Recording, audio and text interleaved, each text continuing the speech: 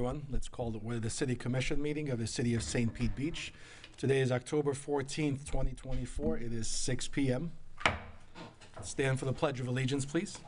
I pledge allegiance to the flag of the United States of America and to the republic for which it stands, one nation, under God, indivisible, with liberty and justice for all. City Clerk, if you'll please do a roll call. Vice Mayor Mulholland. Here. Commissioner Marriott. Here. Commissioner Robinson. Here. Commissioner Resnicki. Here. Mayor Petrilla. Here. We have a quorum. Thank you. Are there any amendments to the agenda as proposed, please?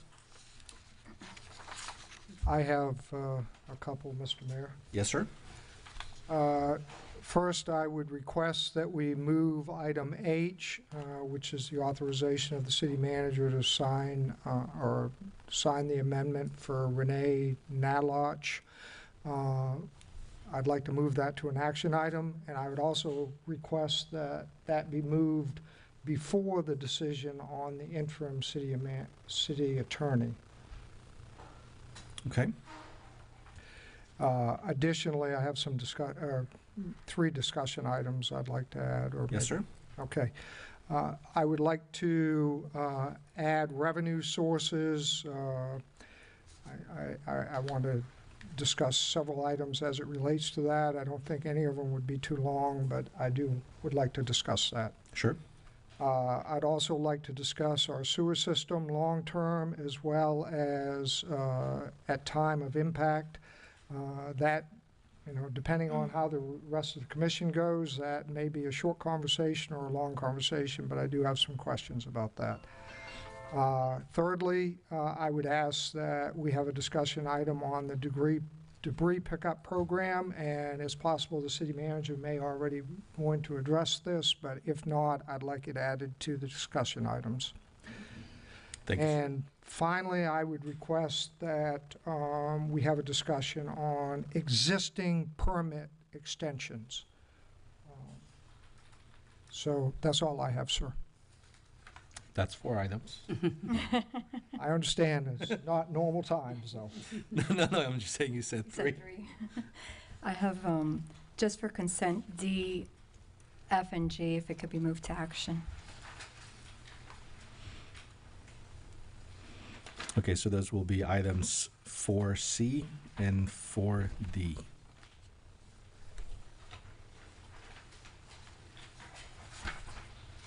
Just for clarification, did I hear D, F, and G? Correct, so, Oh, so one more letter. sorry, I only heard F and G. Okay.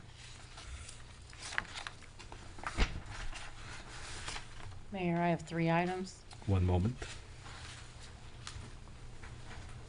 Go ahead, please. A brief presentation by the Interim Community Development Director on post-disaster operation plan for community development. I have Where would you like to? After added audience to, comments? discussion items. Discussion items. One moment. Sorry, there was a discussion on. I'm sorry, the post-disaster operational plan for community development, which may answer a lot of the questions that were added. So if we could put that one first, Yeah. and then guide us through the rest. Okay. The second item is emergency relief paid time off employee donation program. And the third item is emergency paid time off cash out employee benefit program.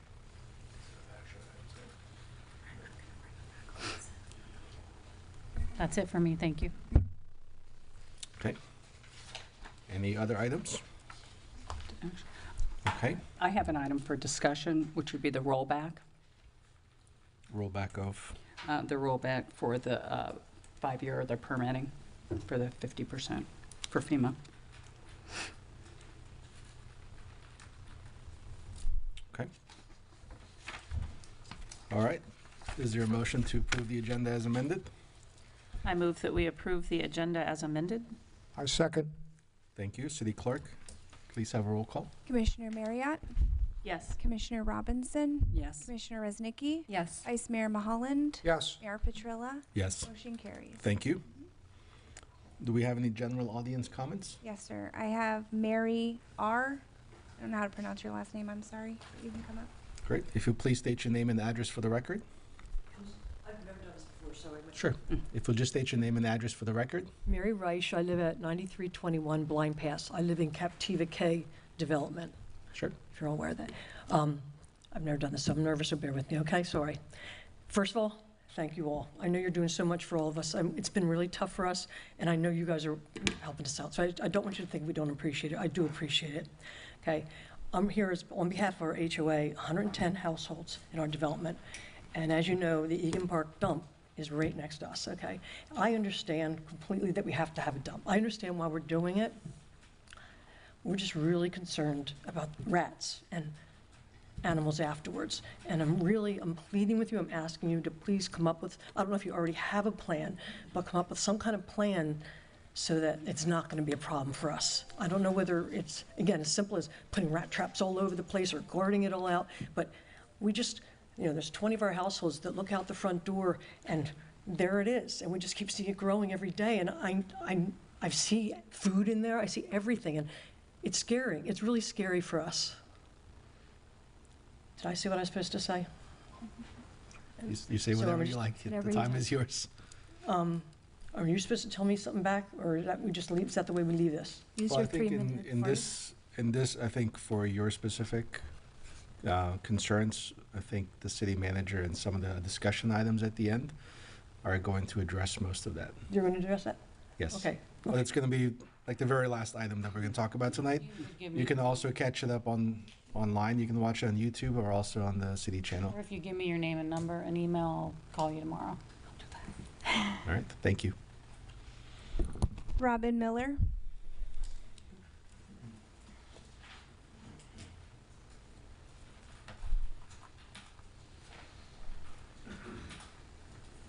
Please state your name and address for the record. Robin Miller, 6990 Gulf Boulevard, President and CEO, Tampa Bay Beaches Chamber of Commerce. And again, as the previous speaker, we thank all of you, and these are trying times, we know that. With all due respect, my job here today is to represent the business community. And I'm here as the advocate for the entire business community here in St. Pete Beach. And they're crying for representation and help. And I thank you, Commissioner, for putting look back on discussion, because that's definitely an important item that we've been discussing for days. Even, I know I've reached out to Francis prior to Milton. You have a resilient community overall. And I understand the discord we've had in the past as it results with tourism and business community. But I think now we understand that the resiliency we need in this community exists.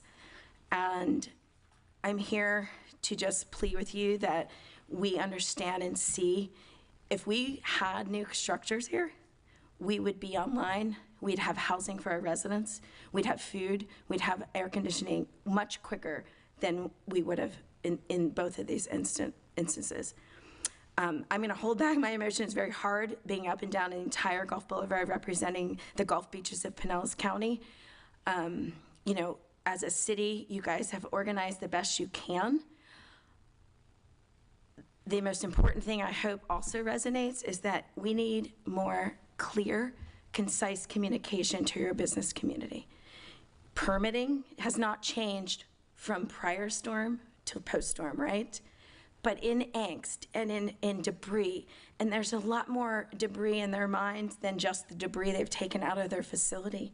It's employees, it's inventory, it's structure, it's loans. They only get loans. So could we please try, and the chamber's here to help. Prior to Milton, we were gonna walk with volunteers and hand out flyers. We need clear, concise communication to that segment, right? We don't want to have to do stop orders. We don't want to have to prolong any process to get back online. I know the residents have that as well. I'm here to speak about business, and I just really hope that resonates. We respect every one of your positions and all the hours I know that everyone is working. And your chamber is here for you. We're a resource center on Gulf Boulevard. We've got SBDC that came online to the trade winds. We brought in healthcare. We brought in food services. We're here to be an arm and an extension for your business community. Please use us. Thank you. Thank you. Rob Cezanne.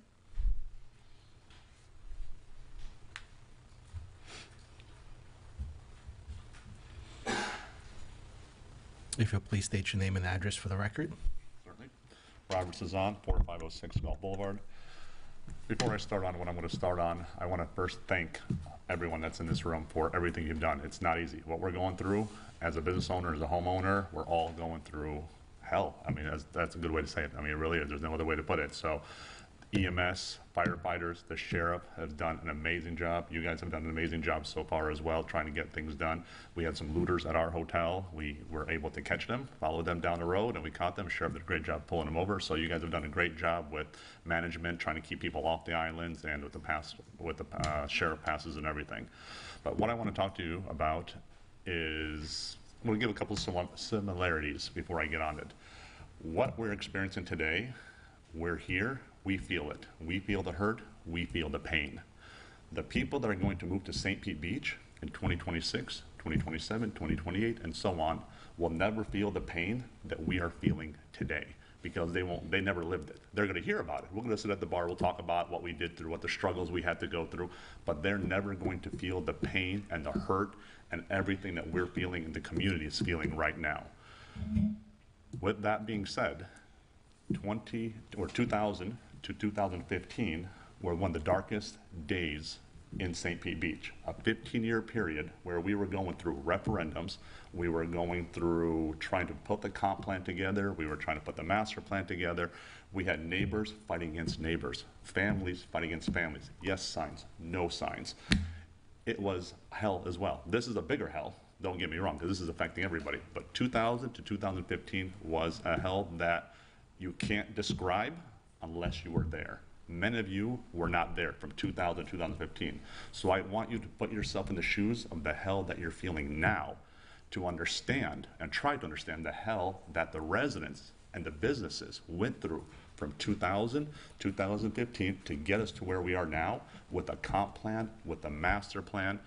And for us to be even considering a moratorium now, from the meeting that we had last meeting, we were talking about a moratorium, is absolutely ridiculous. We need to be rebuilding. Mayor, thank you for mentioning that you're going to rebuild and want to build bigger and better when Biden was here, so I appreciate that.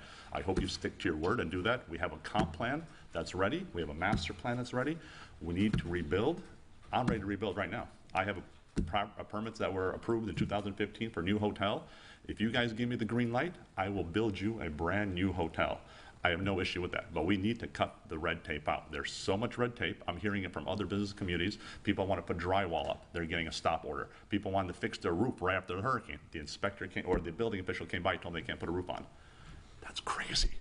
People's roofs are leaking. They need to be able to fix the roof. They're not going to go to apply for a permit, echoing what Robin said, to get there. We need to come up with a better strategy to help the residents and help the businesses to make it a lot easier for everybody else. So thank you for what you're doing, and keep it up, and let's try to make some positive changes to regrow St. Pete Beach. Thank you. That's all I have, Mayor. Just to clarify, I did say rebuild and better. I definitely did not say bigger. But actually, just before this meeting started, I sent the city manager an email requesting if we can put out some concise guidelines as to what can be done without a permit. And then also to help homeowners guide them through the process if they want to self-GC, pull permits up for themselves rather than if they can't afford to hire a GC to do drywall or whatever else. And then maybe in one of the discussions, we can also talk about some of the ramifications, why we have to go through the specific process and what some of the pitfalls are. For example, when you look at Fort Myers Beach, which is uninsurable right now because they, as you put it, cut all the red tape. Unfortunately, they cut all the good red tape out of it, and that has lasting ramifications. So when you're looking at it, like you said, further down the line, we have to make sure that we make good decisions today so that we do not have negative and unintended consequences further down the line that are going to, hurt everybody on the island, whether it's a business or homeowner. But you're absolutely right. So we will put that information out so that everyone understands exactly what the process is. I think we're going to discuss permitting later also about the additional hours that we have, the additional staff that we're bringing on to help expedite the permitting process so that we can move this along as quickly as possible so people can start rebuilding as quickly as possible, because that's of one of the very top priorities. So thank you. All right, do we have a motion to approve the consent agenda? I make a motion to approve the consent agenda for the October 14th City Commission meeting of St. Pete Beach. Second. City Clerk, if you'll please do a roll call. Commissioner Robinson, Yes. Commissioner Resnicki, Yes. Vice Mayor Mahaland, Yes. Commissioner Marriott, Yes. Mayor Petrilla. Yes. Motion carries. All right, first we have action item 4A, to authorize the city manager to sign an amendment to Renee Narlock and Associates for the employee search firm. Mayor, did you want to move the consent items that did not get pulled first? We I'm approved sorry. the sorry. I haven't gotten a lot of It's been a long few weeks for everyone.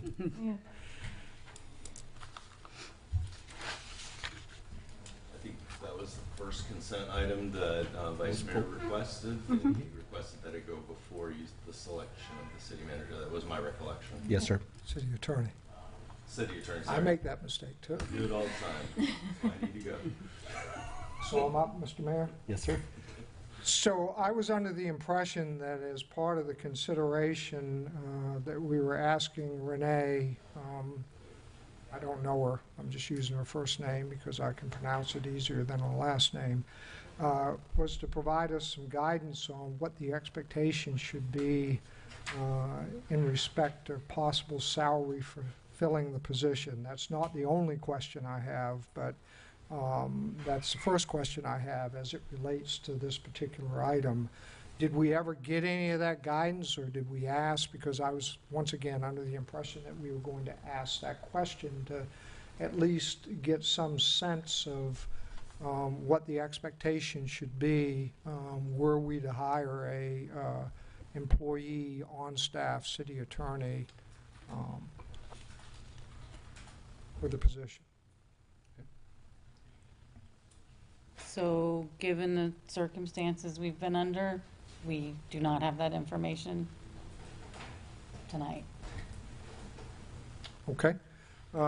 So my second question is, under the circumstances that we're under, do we still want to consider trying to stand up a in-house city attorney and everything that goes with that, understanding that we're going to have a tremendous amount of moving parts here moving forward? Is that another project that we want to try to tackle? And I mean, I'll be perfectly honest, if there's two of you that want to move forward with this, I'll support it, I'll respect it, but I want to ask the question, do we think that, spending that, whatever, $24,000 to vet that situation is what we want to do or what we should consider to do based on the circumstances and recognizing the fact that we need an experienced hand helping us through this difficult period of time. So, Mr. Mayor, those were the two specific items as it relates to that. There was an admin item that I wanted to mention as well, but those were the two specific items. Certainly. So I actually received a phone call from Renee yesterday. I worked with her previously on the city manager selection process. And her phone call was to express that she thought in her professional experience it would be challenging to run a dual track search while we're looking for in-house versus a firm. She recommended that we make a decision one way or the other, or if we wanted to go look at a firm first, do that way. If we don't find somebody, go the employee route. She said that in her experience, attorneys who are looking to be employed may find it challenging if they're being compared one-on-one versus a firm with 3 or 4, or 10 or 100 associates. I think if we have a firm that we feel comfortable with on a temporary basis, I wouldn't be opposed to setting it aside for 30, 60, 90 days to give us time to catch up with some of the other more pressing needs that we have. I mean, those are my thoughts. I would concur. I was going to pull the item myself anyways, but just because I don't, and prior to this anyways, I wasn't one that wanted to search for an attorney staff. I'm comfortable with the route that we are right now. I did have a question too, though, even for the assistant city manager, because we do have, and I'm trying to remember, and Francis let us know your thoughts, because I couldn't remember if the problem was that we had done a search and we weren't able to recruit one using in-house, HR director in-house versus using someone on the outside, and that's why we were going this route, because then I would say both. If we haven't, why not use our in-house to recruit and find someone and not use Renee's firm for either one? So that was just a question. Yeah, so I'm requesting assistance, and the contract amount for the assistant city manager is typically would be $25,000. So what I'm proposing to the commission is that I do a hybrid where the recruiter does all the heavy lift on the recruitment side, sourcing candidates, doing all the outreach, all the advertisements, and all the pre-screening. And then once she completes that, she hands me the group of qualified candidates, and then I take it from there and do all the internal processes, what she did with me. Right. I would be now doing that with the ACM candidates. So I tried to do a hybrid just because when you're doing an executive recruitment, you don't really have, she has connections, she can do a large swath of outreach that provides you the best candidate pool to look at. I also think with the pressing needs that we have right now, the city manager's time would be better spent. Well, I wouldn't say her. I would No, I'm say saying it's our HR director, not I'm saying letting, Francis. no, but, I know you have your background, but not you. no, but, I mean, Renee's doing all the finding the absolutely. candidates, vetting the candidates, and she has a lot of experience specifically in this field. And I think She did a for, great job before, yeah. absolutely. And if we And can, I, just to give a plug, my HR director is amazing. She's been great. She is absolutely buried with I'm sure. this particular crisis as well, just supporting employees. That's her main focus right now, and keeping our workforce healthy and safe. Then I would be good keeping that part of the contract and not a search for a city attorney. okay. Yeah, I would be fine with that also. Okay. So then we will proceed with the assistant city manager search part, and we will table the city attorney portion of the contract? Okay. Does that sound okay? Okay. So I would motion then to authorize the city manager to sign the amendment to S. Renee Narlock and Associates Employment Search Firm agreement to include the search for an assistant city manager. I second. City clerk? Commissioner Reznicki, Yes. Vice Mayor Mulholland, Yes. Commissioner Marriott, Yes. Commissioner Robinson, Yes. Mayor Petrilla. Yes. Motion carried. Thank you. All right, next we have action 4B related to the first one, selection of the interim city attorney. So we've all had the opportunity to individually interview the two firms that we narrowed it down to. And I think at this point, we could have a discussion, just kind of see where everybody's at, and then we do have both firms here represented. So if we want additional questions, we can pose those to the firms as well. I was very impressed with both firms when I spoke to them. I think we would be in excellent hands either way. And so to be absolutely no help at all to anybody, I am totally fine with either one.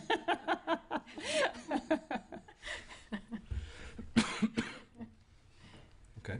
Mayor, could I ask, could we do something similar? I know we kind of started, but similar like how we did before for the city manager. Because I have a feeling we're all going to say something very similar, but to kind of rank, you know, how we did before, would that help us narrow down and then talk about what the differences are? I mean, I know there's a financial difference really is the biggest difference. Biggest qualifications, both firms were my top two even before interview that I wanted to interview with.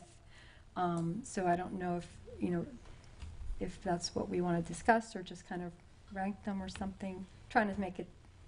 So you're 1 and 1 for both. Yeah. I have some comments on each firm. Sure.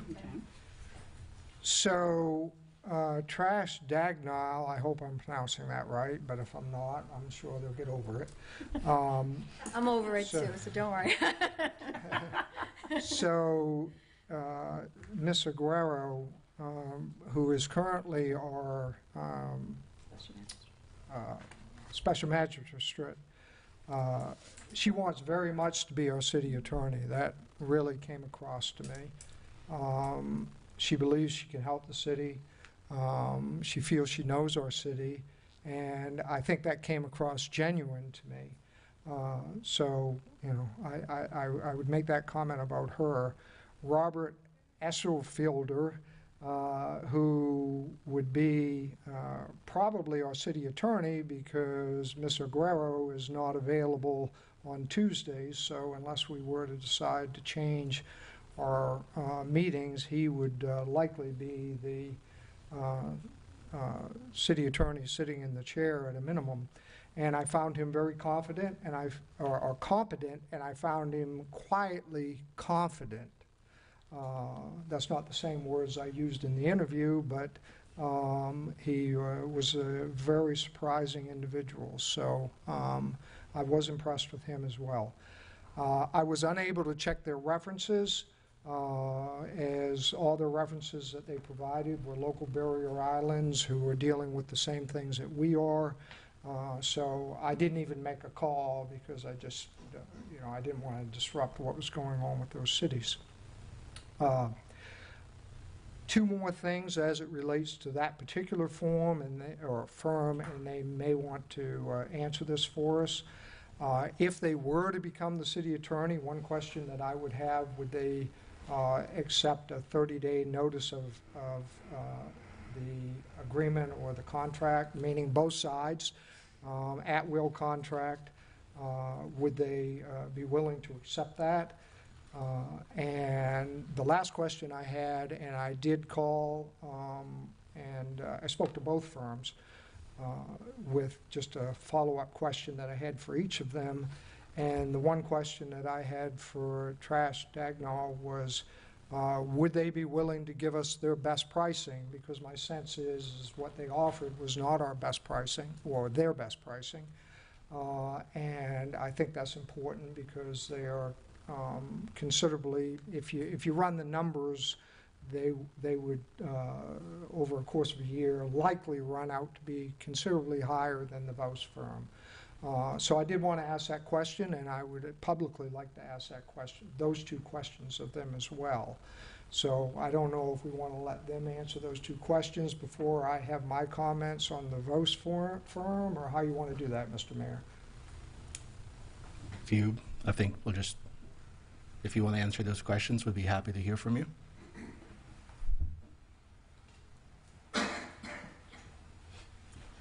Good evening, Mayor, Commissioners. So to be quite simple and very direct with you, Commissioner Mulholland, yes, we would be amenable to a 30-day termination. I think on our standard contract, we have a 30-day termination on there, so that's not... 30 or 90? I said 90.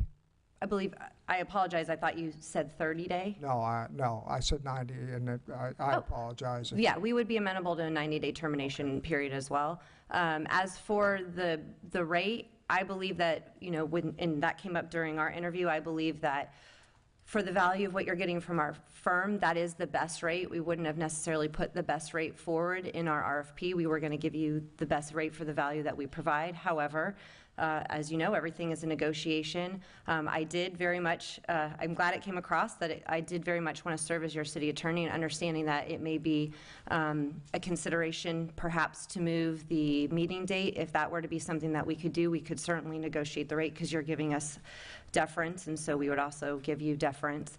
But that is something that we would maybe be willing to negotiate. And so I think we could do a lower hourly rate at maybe more at a $2.60 an hour. And I apologize, I'm old, so I don't hear real well, but as it relates to the hourly rate, Yes. where are we at on that? Is there a better rate than what was offered, or is there not?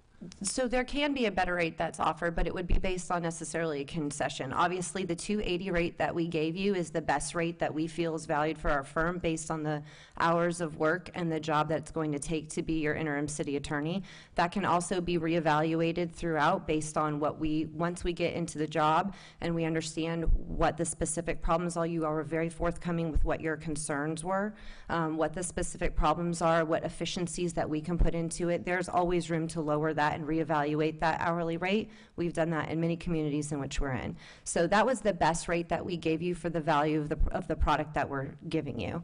With that being said, we would be willing to do a $260 hourly rate for the concession of moving the meeting nights, because we know that might be something that is not a convenience to you. So once again, you have lowered your rate to $2.60, just so I If we understand move it from that. Tuesdays, yep. Correct. You move what, sir? If we move our commission dates from Tuesdays.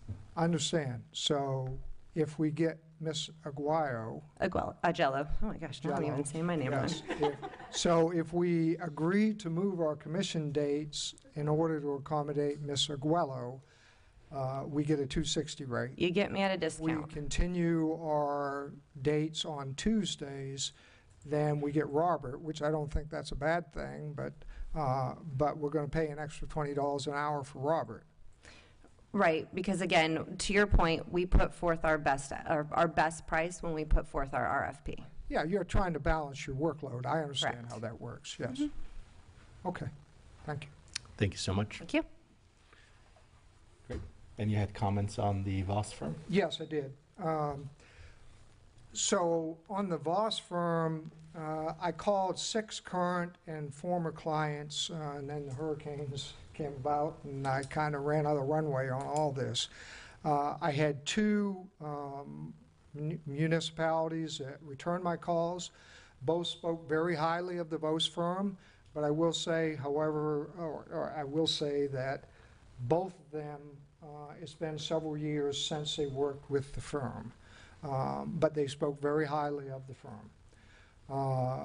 I would also want to ask the Voss firm the 90-day notice, whether or not they would accept a 90-day notice contract as opposed to a 60 or a 30. And I had also spoken briefly with the firm about a question I had as it related to the city of Naples, Florida. They were the city attorney for the city of Naples, Florida. I could be a little wrong, but they were the city attorney for approximately 2 years. And after that 2-year period, the firm submitted a 60-day notice of termination to the city.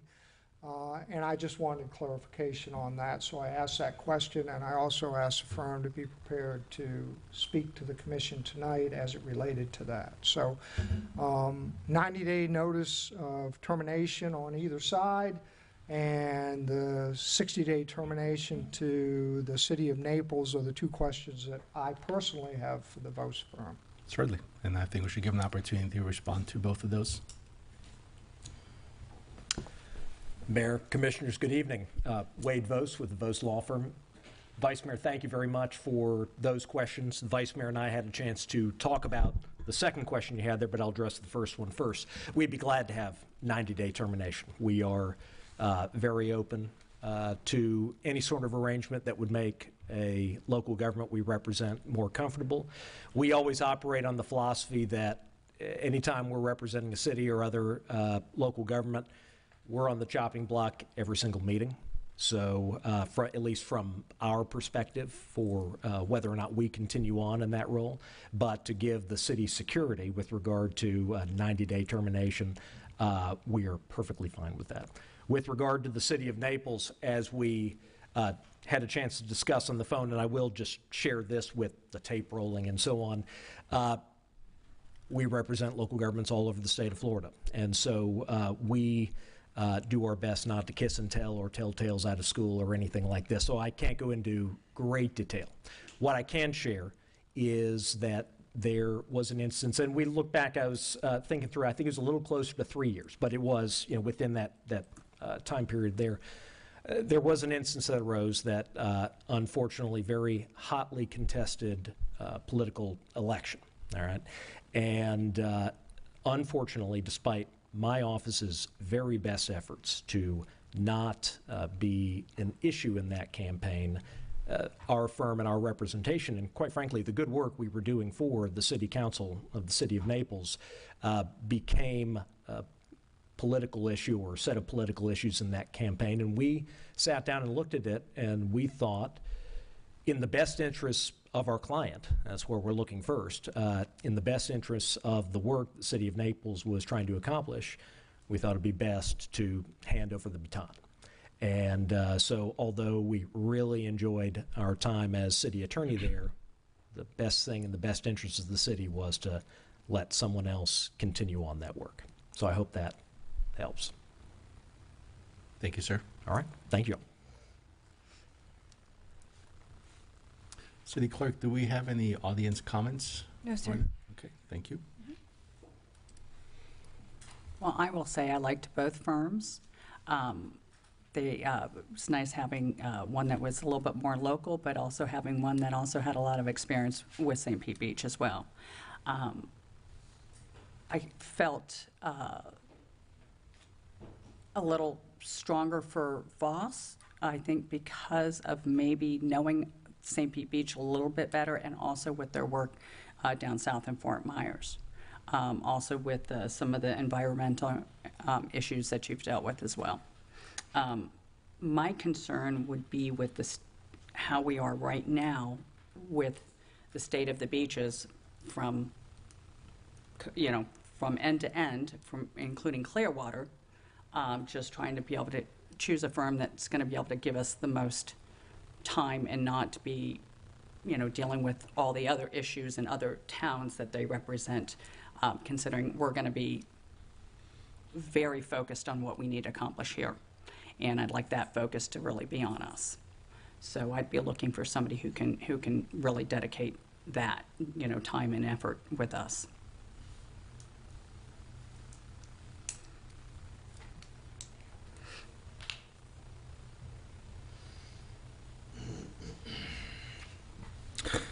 So, having spoken with both firms, clearly both are highly qualified. I think almost unanimously they were our top two choices initially. The work you do at the special magistrate, I do appreciate it. I do watch it occasionally, and I very much appreciate what you do there. I think it's a firm but sometimes gentle hand and very fair. So I do appreciate that. My recommendation would be based in part on a couple different factors. We're going to be talking about revenue sources here shortly, which really ties into what money do we have to spend. I appreciate the offer of concessions to move the commission, if we move the commission meetings. I'm not sure that that's really viable considering how many staff that we have and how many commissioners, and some of our schedules are adjusted based on a long history of having it on Tuesday and every second and fourth Tuesday. Same with the staff and the city clerk having to be here late and the city manager and so on. And so looking at the cost, that's certainly a huge factor, especially as we're looking at losing virtually all of our parking revenue. overnight, you know, and additional revenue sources. Again, we'll be talking about that. I do appreciate the experience, for example, that Ralph has in the city of St. Pete Beach. I had an opportunity to speak with both firms about the specific issues that I thought were challenges for our city at the moment. And I think we had good discussions with both firms about the direction that they would go in or how they would tackle specific issues. Ultimately, my feeling was in the way that, I perceived the responses. Well, I think both firms would do a good job. My recommendation would be to go with the Vos firm.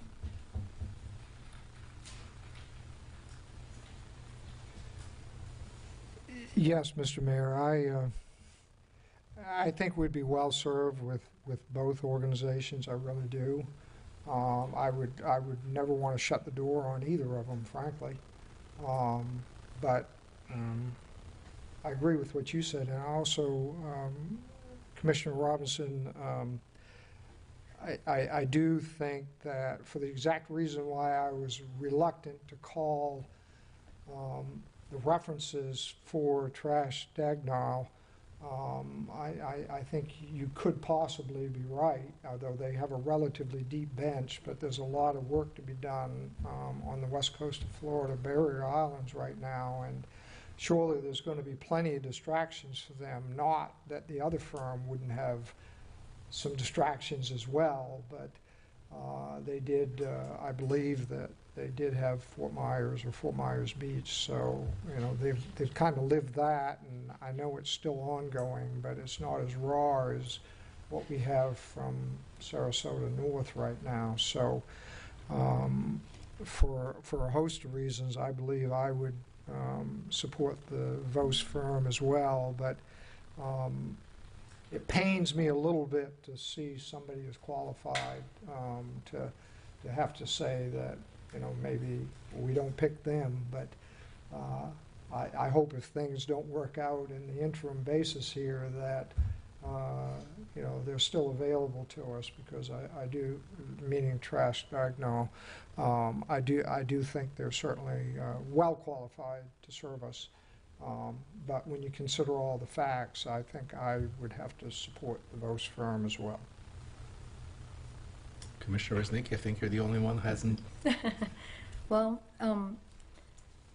my first choice was Trask, and I don't think the barrier island is an issue, because every barrier island in the state of Florida is going through something, including Fort Myers right now. They were all hit. I don't know if anyone saw the videos over there. I mean, they got a lot of water. Port Charlotte did, many did, and we are still in hurricane season, so things could happen. I do think it is good for barrier islands to be united. And we're not talking about using one attorney that's representing all the cities. I believe Ms. Aguayo, is going to be here. I know the other, Trask has other attorneys in, now I forgot the cities. Is it just north of us, Treasure Island, Bel Air Bluffs or something? They have other attorneys, specific to them. So I don't think we're pulling anyone out. I think sometimes we're sharing the same issues, and it's good for a firm to be discussing that. I don't think there's anything wrong with that. Again, I mentioned it earlier, the big difference is the cost, but we don't know what could be happening. Sometimes we might have to, we've had to do it even with our current city attorney, right? We have to sometimes hire out for other things. We don't have full service in everything.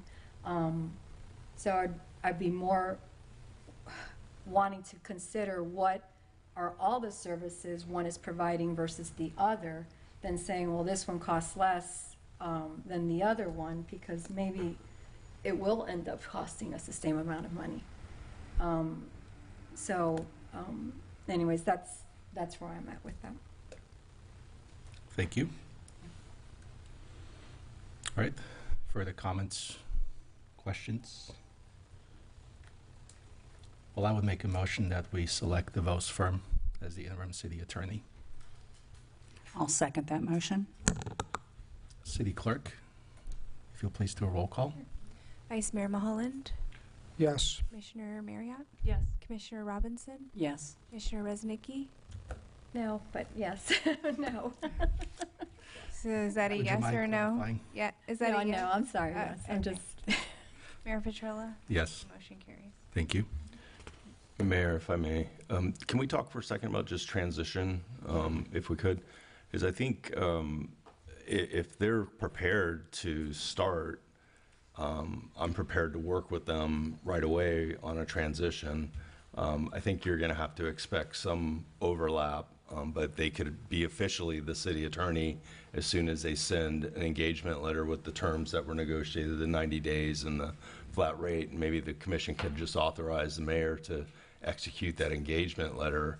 And then with the understanding that I would suspect, even if we gave them the information that we have right now, they're going to still have some questions and calls that we'll have to bill for. So, look at like maybe a 30-day overlap where we would still be available to provide them with whatever information that's necessary. But if the commission feels comfortable giving the mayor authorization to sign their engagement letter, or however they phrase it, if they're ready to go. Okay. So for the record, the firm said they were ready. All three of them did. Is there a motion from the commission to authorize the mayor to sign the engagement letter with the Vos firm? I'll make a motion to authorize the mayor to sign a letter of engagement with the Vos law firm. I'll second. City clerk, if you'll please do a roll call. Commissioner. Sorry. I'm sorry. Yes, sir. So sorry, just before you vote, just wanted to mention what Mr. Dickman mentioned concerning, say, a 30-day transition period and what have you. I think that's very wise. You all have a lot of moving parts, all the more now with what you've been through recently. So just wanted to note that before you took that action. I think that would be a wise way to proceed. Thank you. Thank you. Okay. Commissioner Marriott, Yes. Commissioner Robinson, Yes. Commissioner Resnicki, yes. Vice Mayor Mulholland, Yes. Mayor Petrella. Yes. Motion carries. Mayor, can I ask one question, just out of curiosity? When we look at agreements, Andrew, is this like a standard agreement? Because obviously you're a city attorney, kind of, sort of now, and now we have a new one, but are we basing this off of history, an agreement that we've had in the past? Is it similar?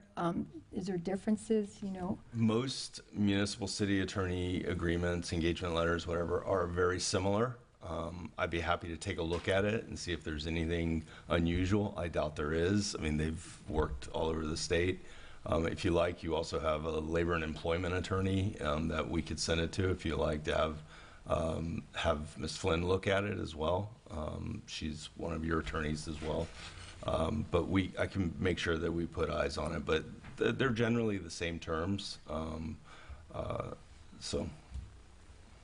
And then I looked at their proposal as well, and so the terms are set out in their proposal as well, and we can attach that as an exhibit if you like. Okay. Thank you. All right, next we have item 4C, authorizing the city manager to enter into a 2-year coverage agreement with Public Risk Management of Florida. Commissioner Resnicki, I believe you pulled that item? Yeah, my question was the review of the agreement. And I don't know if you've looked at it I do or... not, no. Okay, and that's... It wasn't sent to my office for review. So is that something that we should wait for our current city or our future, I don't know who to call, who what, because we said you're it. So maybe that'll be the first task, is to review our agreement with the Vos or together. I'm not quite sure how that goes. I think we should be prudent to have it reviewed. Let's make sure we have time. When is our current policy expire? I believe it's already expired. So it expired on September of this year. And there were no major changes to the agreement. It was just an extension of, and the new rates based on our utilization. Okay. All right. If you all feel it's, I mean, I don't know if any of you've compared it, so if it's the same, I didn't. What is our termination clause for this? Do you know? I would have to look at that. Do you have the?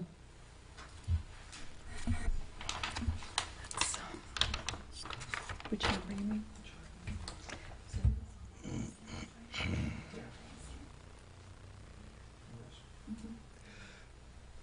So are we still talking about this, Mr. Mayor? Yes, sir. Yes.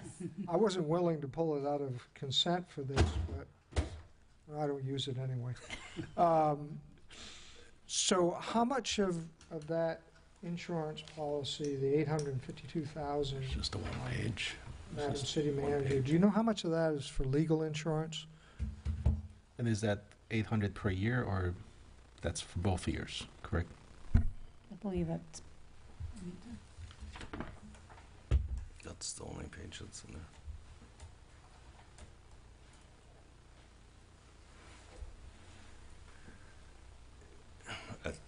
I think it's annual. Annual. It's It usually, is Can't annual, imagine it's it's just a not rate annual. guarantee. okay.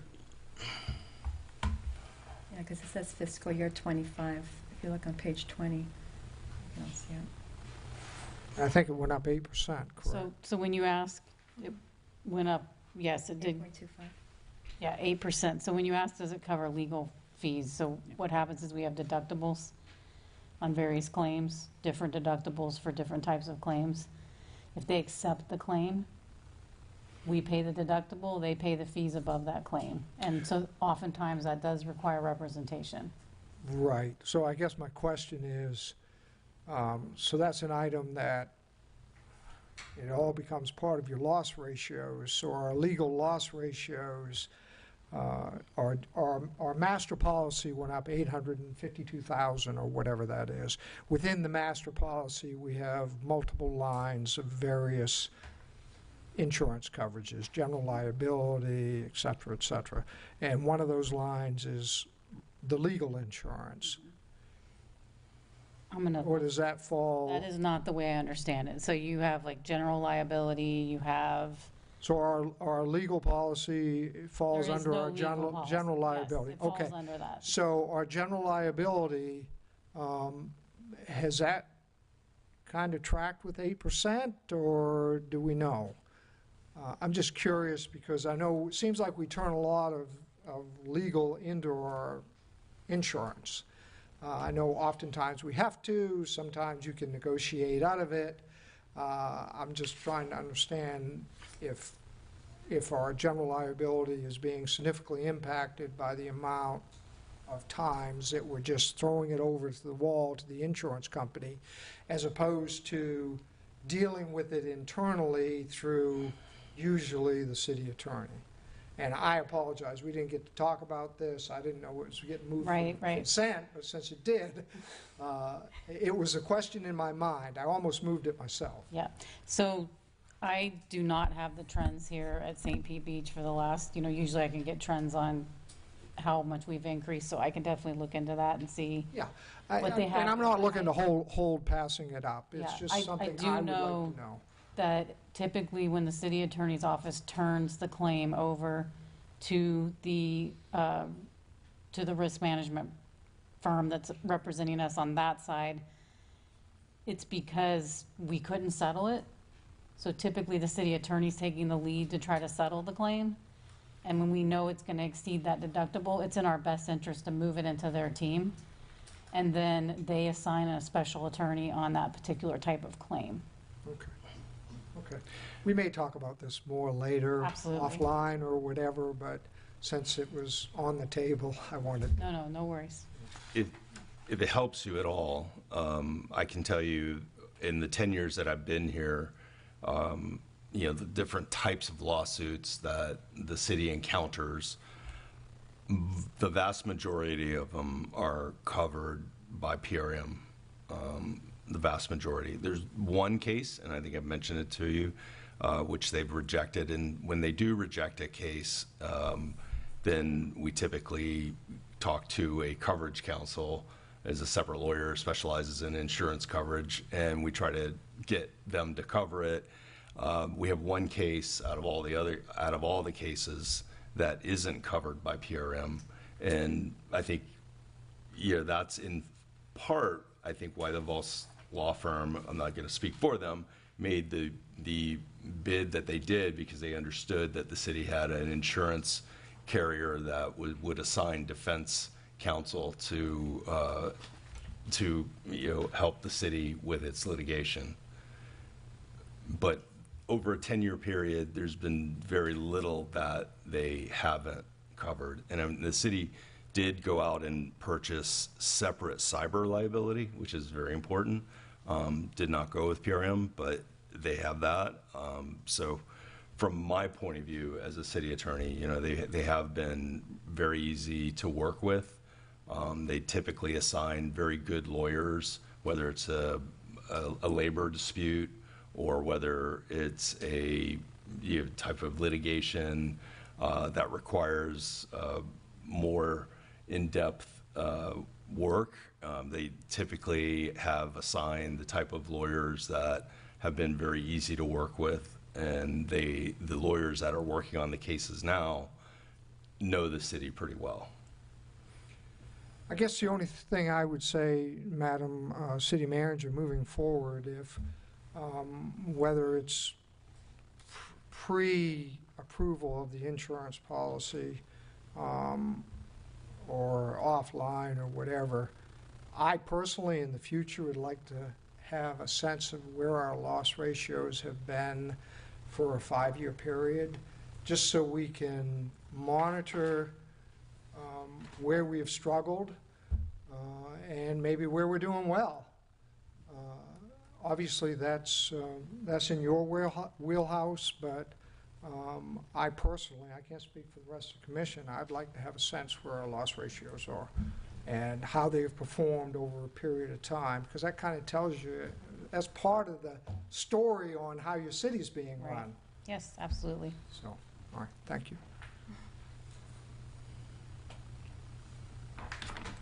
Okay. Yeah. Did that answer both of your questions? Yep, if we're all good Okay. with that, then I'll go ahead and I'll authorize for the city manager to enter into a 2-year coverage agreement with Public Risk Management of Florida in the amount of $852,511. I'll second. City Clerk, if you'll please do a roll call. Commissioner Robinson? Yes. Commissioner Resnicki? Yes. Vice Mayor Mulholland? Yes. Commissioner Marriott? Yes. Mayor Petrilla? Yes. Motion carries. Thank you. Next, we have item 4D, Resolution 202409, Shared Parking Agreement. Commissioner Resnicki, I believe that was yours as well? Yes. Just a couple of questions on this one. One, in the summary, it mentions the dollar amount, and I have to look for what page it was, but it mentions the dollar amount of what the rate change is. And I know later in this meeting, we're going to be talking about our ordinance for parking and rates. So my thing is, it's just a technical, remove it, because I think it said 325. I'm trying to look for the page because I can't remember where it was. I think it says, did you all find that? 52. Okay. It said specifically 325, but we're going to discuss it. It should just be what the agreement actually says. It's the city decides, right? And if I find the page, I'll tell you right now. But it does say in the agreement already that the city makes that decision on that amount. And then also, the other thing that I wanted to ask, because it says shared parking agreement, and this particular one, it's a lot. So it's not, if you remember, and you might not remember because I don't think you were here, Ms. Robustelli, but the one that we did for the gym on 75th, and you probably remember, I don't think anybody else was here, was that was a shared one because we're sharing it with the owner. This is an empty lot. So, and I can't remember the agreement, but I know in discussions and looking at this package too, what the minimum is for that owner, and maybe you have information because we do it already on Blind Pass and 75th, by Corey Avenue, we already have a lot that we're doing the same thing. So what their minimum is, maybe or could it go over that? So my understanding is that it is a true 50% cost share. So if we collect nothing, there is no minimum. The city would not Okay. be, Even for our current one right now, too? Correct. Okay, all right. And this lot owner is the same, they know that? yeah, all the agreements are exactly the same. Okay, and are they all called shared parking, even that empty lot, even though we're not sharing anything?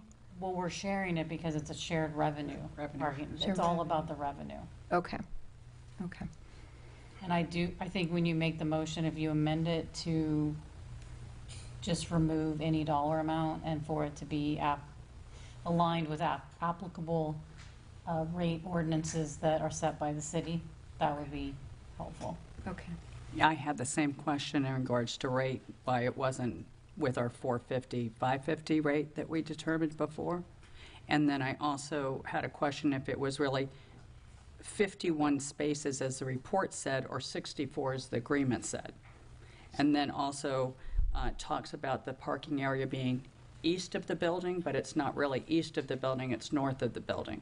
So there were some errors in that I think need to be corrected. I believe the representative of the Yes. of the So please state your name and for the record. Good afternoon, Mr. Mayor, council members. Brian Ongst, 625 Court Street, McFarlane, Ferguson, and McMullen, on behalf of the property owner. You are correct, council member. There were some oversights in the agenda report. I can assure you that the document itself, the contract, is correct. And Mr. Dickman did review this contract. We did have a meeting via Teams with him and Mr. Berry. There were additional owner responsibilities, including improving the gravel, the shell for the lot, and different maintenance responsibilities that were added. So you did have representation in negotiating this. Paragraph 5 is revenue. I'm reading directly from it. It says the city will be responsible for setting and collecting parking fees during the period the parking spaces are available for public use. There is no dollar amount in the actual contract. So you will have complete control over that. The property owner will not be able to have any say whatsoever over that, and that's fine with my client. I'm trying to remember the second question you had, ma'am. How many spaces? Oh, it's 64. So there is a diagram that's an exhibit to the document. It's Exhibit B, conceptual site plan, and that document is a drawing with 64 spaces. There's also a section in the agreement that allows you to add additional spaces with mutual consent. So it is a vacant lot. There is potentially the possibility. I think we did do a schematic that showed the minimum lot width, the minimum drive aisles, all of the typical things you would see with ingress, egress, access, and those considerations. But my client is very flexible and is very interested in this agreement being approved tonight, and there are other considerations for him to make sure it gets approved tonight. So if you have any other additional questions that I can help with, I'd be happy to help with that. But I don't believe there needs to be any amendment to the actual contract based on the agenda report because the contract itself is correct. Thank you, sir. Okay. Further comments or questions? Do we have a motion? Can I ask Commissioner Robinson, because you mentioned the drawing, are you looking on page 61? Is that the one that you're seeing? Because I know we had a prior packet, so maybe, I don't know. There was the 51 spaces in the report, and then there were 64 in the drawing, so it was a matter of which one is it. Gotcha, not the drawing. There was also the north or the east, and it's north of the building, not east of the building. Okay. Because the building sits below it on the south side. So just wanted to clarify that. And then I had the same thing you did when you brought it up about the... About the rate, Yeah. okay. So if we to make the motion, should we say with corrections or? No, the just agreement's as is? correct. The The agreement's agreement is correct. fine, okay. It's the agenda memo that Okay. had some errors in it. But the attorney's absolutely correct. There's no set amount in the agreement. It's Right, I see connected that. to whatever the city charges. And then the diagram itself shows 64 spaces. So it's one of the exhibits that are incorporated in the agreement. Right, so I motion to approve Resolution 2024-09, Shared Parking Agreement. Second? Thank you. City Clerk, if you'll please do a roll call. Commissioner Resnicki? Yes. Vice Mayor Mulholland? Yes. Commissioner Marriott? Yes. Commissioner Robinson? Yes. Mayor Petrella? Yes. Motion carries. Thank you. Next, we have item 4E. Move to authorize the city manager to enter into a service agreement with Bomac Construction Services. Commissioner Resnicki, I believe this was yours as well. Yeah. I had a couple of questions. Let's see. And I'm trying to remember what page, because I have it printed out and then the page out here. But the page that's titled Bid Packages under Scope of Work, it mentions in the scope of work to sweep all city streets and parking lots per section 8 map 1 time per month. I don't have a copy of the map because on that same page, there's missing pages. So that page ends with clarification of intent contract documents if necessary, comma, and then we're off to the next agenda report. So I don't know if it's missing, what it looks like. And I ask this question only because I've had so many residents in the past always ask me, does our street get swept? And when I read all city streets, then I believe it's all city streets. So I'm a little confused as to what streets are being cleaned, what are not. And then also with the amount of debris we have right now, and the kind of debris that we have right now, I couldn't find in the agreement or the scope, like what happens in a time like this, right? What are they responsible for? Or is there a stop on that work because of what's going on right now? Obviously, their purpose is not to put stuff into the water, but we have a lot of stuff out there. So just a question. Yeah, thank you, Commissioner. I can answer both of those. So this contract, I apologize for the missing, if there are missing pages in it. I want to address one, that this particular contract is different from our prior one in that we have put accountability GPS requirements in so that we can get reports from the vendor to prove that they actually did cover all city streets 1 time per month. So that is that was the prior contract, but we did not have the accountability measurement in play. It is in play for this one. To your second question, so as far as the disaster we're dealing with, everything we have to do has to go through a very intensive documentation process through our county web EOC. And one of the mission requests we have put in is to have expanded street cleaning due to the debris from the disaster. We have requested to have 5 days a week, 8 hours a day, 5 street sweepers. So imagine compared to what we're doing now, because of the level of debris we're dealing with to protect the storm drain system. That mission request is in play. If it doesn't come back through the state and they don't deploy, then we have a contract now that we would use our contracted vendor to expand that service and see if they could provide it. So that's what we're in the process right now of doing. We absolutely can start street sweeping as aftermath, which is the debris collector, is moving the debris off and out of the way. There are actually some streets we can start to work on that. Okay. So hopefully that helped. Okay. So if we were to see that section map, it would be the whole city? Yes. Okay. That's good to know. I hope everybody heard that. That answers the question to a lot of residents. Okay. Well, I appreciate the accountability aspect, which Yeah, wasn't there absolutely. before. Yeah, and maybe I think there's a reason that maybe we put should that in. have. Right, so was the prior one required to do all streets, My or understanding was, well, they were. they were? My understanding is we didn't have the accountability and reporting Gotcha. in play. See, that's kind of one of those miscommunications, because I always thought that it was only certain streets that, like in the Don Cesar, that we are stormwater streets, right? Everything runs out to the bay, though we all probably know by now, so does every other street. So, but I always thought that. I didn't know it was all streets. So there was a lot of miscommunication with many residents on that. So I appreciate knowing that. Okay. Thank you. Further comments, questions on this item?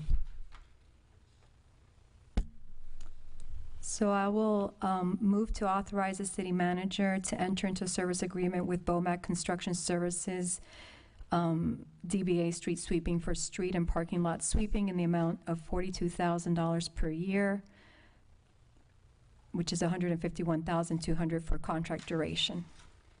Second? City Clerk, if you'll please do a roll call.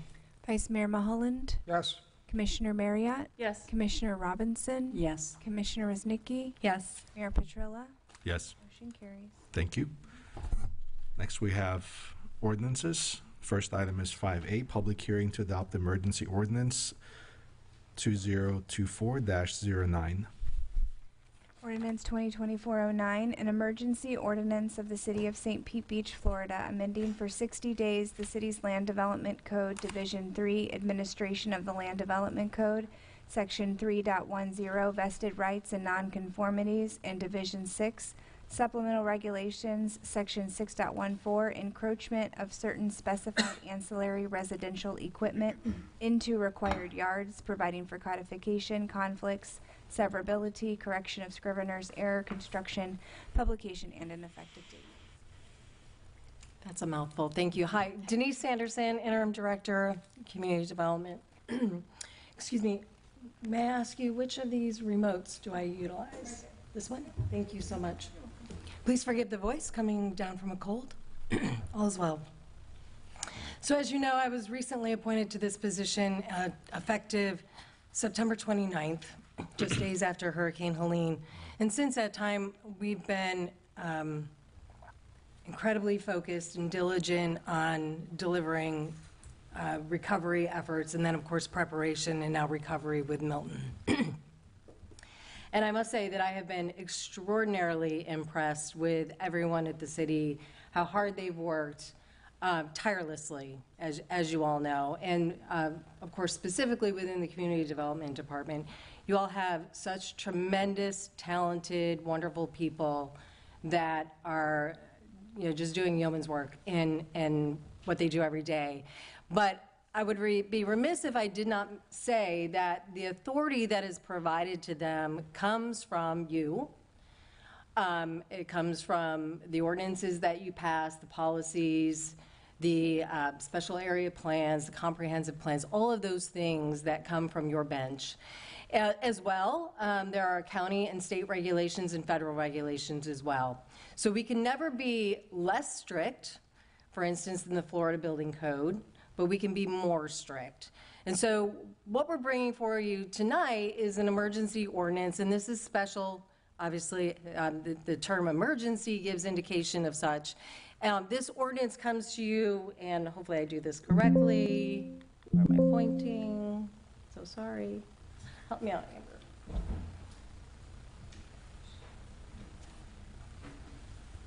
Oh, it's down here. Thank you. Oh, thank you so much. Wonderful, thank you. I will get technology figured out. So the authority of this particular ordinance comes from City Charter. So City Charter Section 3.11 related to emergency ordinances is to meet the public emergency affecting life, health, property, or the public peace. Commission may adopt one or more emergency ordinances. This ordinance, however, must be passed by supermajority, so that's 4 of you, in order to take effect. It requires 1 reading. You do not have to comply with public noticing requirements under the emergency provision. It is limited in duration for 60 days, and we'll talk about what your options are in the next 60 days. I have not had the opportunity, quite frankly, to come up to speed on all of your adopted plans, your land development code, your charter, and things like that. So I have resident expert here, senior planner Brandon Berry, who's going to walk me through some of these when I trip up, or really just handle the majority of your questions, because I'm gonna punt on those. But the purpose of this particular ordinance is to add some clarifying language. It's to clean up a few things and to hopefully simplify many of the processes that we're going to be faced with dealing with as we move through recovery. Specifically, it's to maintain consistency between zoning and floodplain codes regarding elevation height for elevated structures. It's to allow for substantially improved residences with non-conforming being key here, non-conforming setbacks to be elevated above the floodplain, and to allow for equal change-outs of existing equipment. Some elements, speaking to Land Development Code Section 3.10 on vested rights and nonconformities, this allows nonconforming structures to be elevated to the design flood elevation as currently required. It addresses recently adopted elevation requirement differences between coastal and non-coastal properties. It provides clarity for non-conforming structures, and if elevated, allows for reasonable accommodations for required setbacks of non-conforming residential structures. Apologize for the error there in formatting. So really what this allows us to do, well, we'll get into that. I don't want to jump ahead. So example here is showing that if it's, my understanding is we recently had a request to voluntarily elevate above the floodplain. So as you can see, that upper diagram there is the existing structure. It is compliant with required setbacks, and it can elevate as high as 30 feet within the zoning district in which it is currently located. If the residents were not compliant with the required setbacks, and what this allows us to do in this emergency ordinance is the home, and it incurred substantial damage, then we would be able to raise the owner would be able to raise that property to the living level, allow the living level to be raised, so regardless of height. So, or 9 feet, so you can get a garage under there. So as an example, the living level in current code, you have a 10-foot ceiling, but the living level has to come down because of height restrictions, perhaps, and you might lose 3 feet, depending on where this is located, so on and so forth. This cleans up some language to accommodate for that. And Brandon will do a much better job of explaining that particular provision. Section 6.14 is an important one. This allows us to do change-outs of like-for-like equipment without elevating equipment. So as you know, we have many flood-damaged homes, think HVAC units. The way the code is currently written, perhaps we would need to, if the home does not have to elevate, does not meet that substantially damaged requirement where they would need to elevate, they would need to perhaps elevate that equipment. We are going to accommodate that in this emergency ordinance, allowing you to simply put it in the same footprint if you have non-conforming structure, non-conforming with setbacks. Normally, you would have to go through a variance process to deal with those setbacks, non-conformities. We are getting rid of that variance process, and you'll be able to do a like-for-like change-out. You can replace that air conditioning unit in the same footprint in which it currently exists, even though it's non-conforming. Continue to be non-conforming, okay? If it were to be elevated, the whole structure would be elevated. Again, as long as you're retaining the footprint, you would not have to go through that variance process. So that should alleviate some challenges out there. Particularly, we have a lot of non-conforming structures in our older neighborhoods. So example is shown here. This proposed code change would allow that equipment change out to be installed in the same location, okay? The impact. So what does this really mean? So the changes to the vested rights and nonconformities, that first section that I talked about, the existing nonconforming structures, as it says here, to be elevated to current floodplain requirements, rather than those that were established in 2003, allows property owner to retain the living level height when required to elevate above the floodplain. It's going to be important. Residential structure, otherwise they'd have to go through a variance process, and we're trying to eliminate that. Residential structures that do not meet current setbacks to be elevated to current floodplain, provided, when substantially improved, provided that the structure cannot be reasonably relocated to meet setback requirements during the elevation process. Basically what that says is that we're going to be allowing the structure to retain its existing footprint when elevated. Okay, so that's key. We showed you sort of a picture of that house that was originally proposed, just going straight up. We don't have to deal with all those nonconformities that may exist. So, and then, as I said, changes to equipment elevation requires a permit, equal change out in the same location, even if that location would not be permitted today. We'd be allowing that, no variance. So what doesn't this ordinance do? It does not modify any historic structure requirements. It has nothing to do with historic structures. We can talk about that in a future ordinance, perhaps, if that's the will of the commission. Non-conforming structure elevation permissions apply to residences, which must always be elevated out of the floodplain when there is substantial damage, and that's the FEMA 50% rule. The ordinance does not apply to commercial structures, which often can be flood-proofed. And then the permissions to elevate a non-conforming structure only applies to the structure that's in place today. So this is not addressing additions, expansions, et cetera. This is only for what exists today. So as I said at the start of this ordinance expires on the 61st day after you pass it. And you have some options as we move through the next couple of months. So we can make these amendments permanent. We can come back in 60 days and issue another emergency ordinance while we're still noodling over things or evaluating things. Or we can just simply allow it to expire. So you do have several options, and I'm certain we'll be talking about the effectiveness of this as we move through the next 60 days. Perhaps that's most prudent, is to understand, where is this working, not working? How can we perhaps address other things within? So with that, I will take your easy questions, and your complicated ones, Mr. Berry will address. Thank you, Denise. Thank you. Questions? I have one question. You mentioned you had in one of your slides, for example, AC, the condenser, I guess, unit. Yeah. To keep the same footprint, but are they required to have to raise it? Not necessarily, only if substantially damaged. Only if damaged? And they're elevating above the floodplain, they would. So only if they're elevated? If they're currently elevated, they'd have to continue to be elevated, the unit.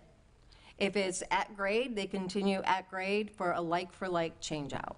Okay, like for like. So they don't have to raise it, even if they're at grade? Okay. So it doesn't, because you mentioned the FEMA substantial, so do they have to raise it if it was damaged? So that gets into a question that I think was added to discussion about look back, how we calculate the 50%, right? And again, this is a FEMA rule, and I'd like to remind Commission again, we don't make the rules, but we are obligated to enforce them. We're legally required to enforce them. You all have some decisions to make, and we'll talk about kind of where we want to go with future discussions, because we're going to have a lot of them.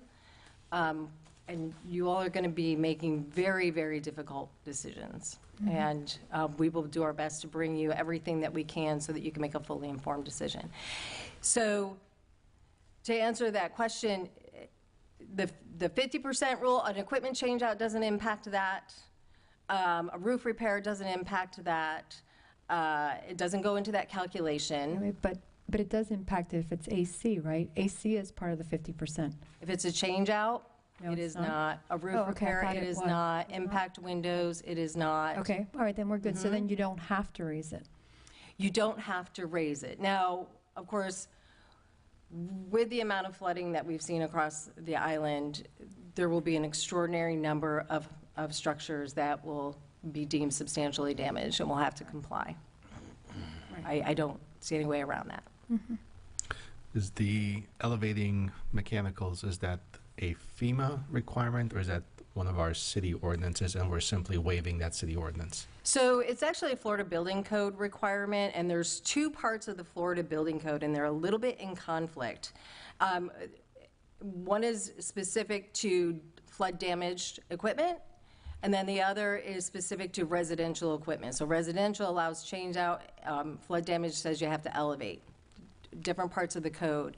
The predominant thought process of building officials around many counties is that it's a change out, and the way that the code was written was intended for change out. We wanted to make sure that this ordinance aligned with that and allowed for that change out. Can you help us just walk through the thought process? So, having lost an AC unit, I'm intimately aware with what the cost is going to be. It was already elevated, but it wasn't elevated enough. And to elevate it, above 4 or 5 feet, whatever the number is, it was, I would say, about 10% more. It wasn't a huge number. And so I'm trying to understand what the thought process is, because, this is a hardening issue, right? So by elevating this, we're, if nothing else, you're at least saving your mechanicals. I'm trying to understand what the thought process is to waive that requirement. So, well, part of it certainly is cost, right? And how quickly we can get units operating again, get them dehumidified and so on and so forth, and save structures. That's part of it. You know, if the structure is substantially damaged, then this doesn't apply.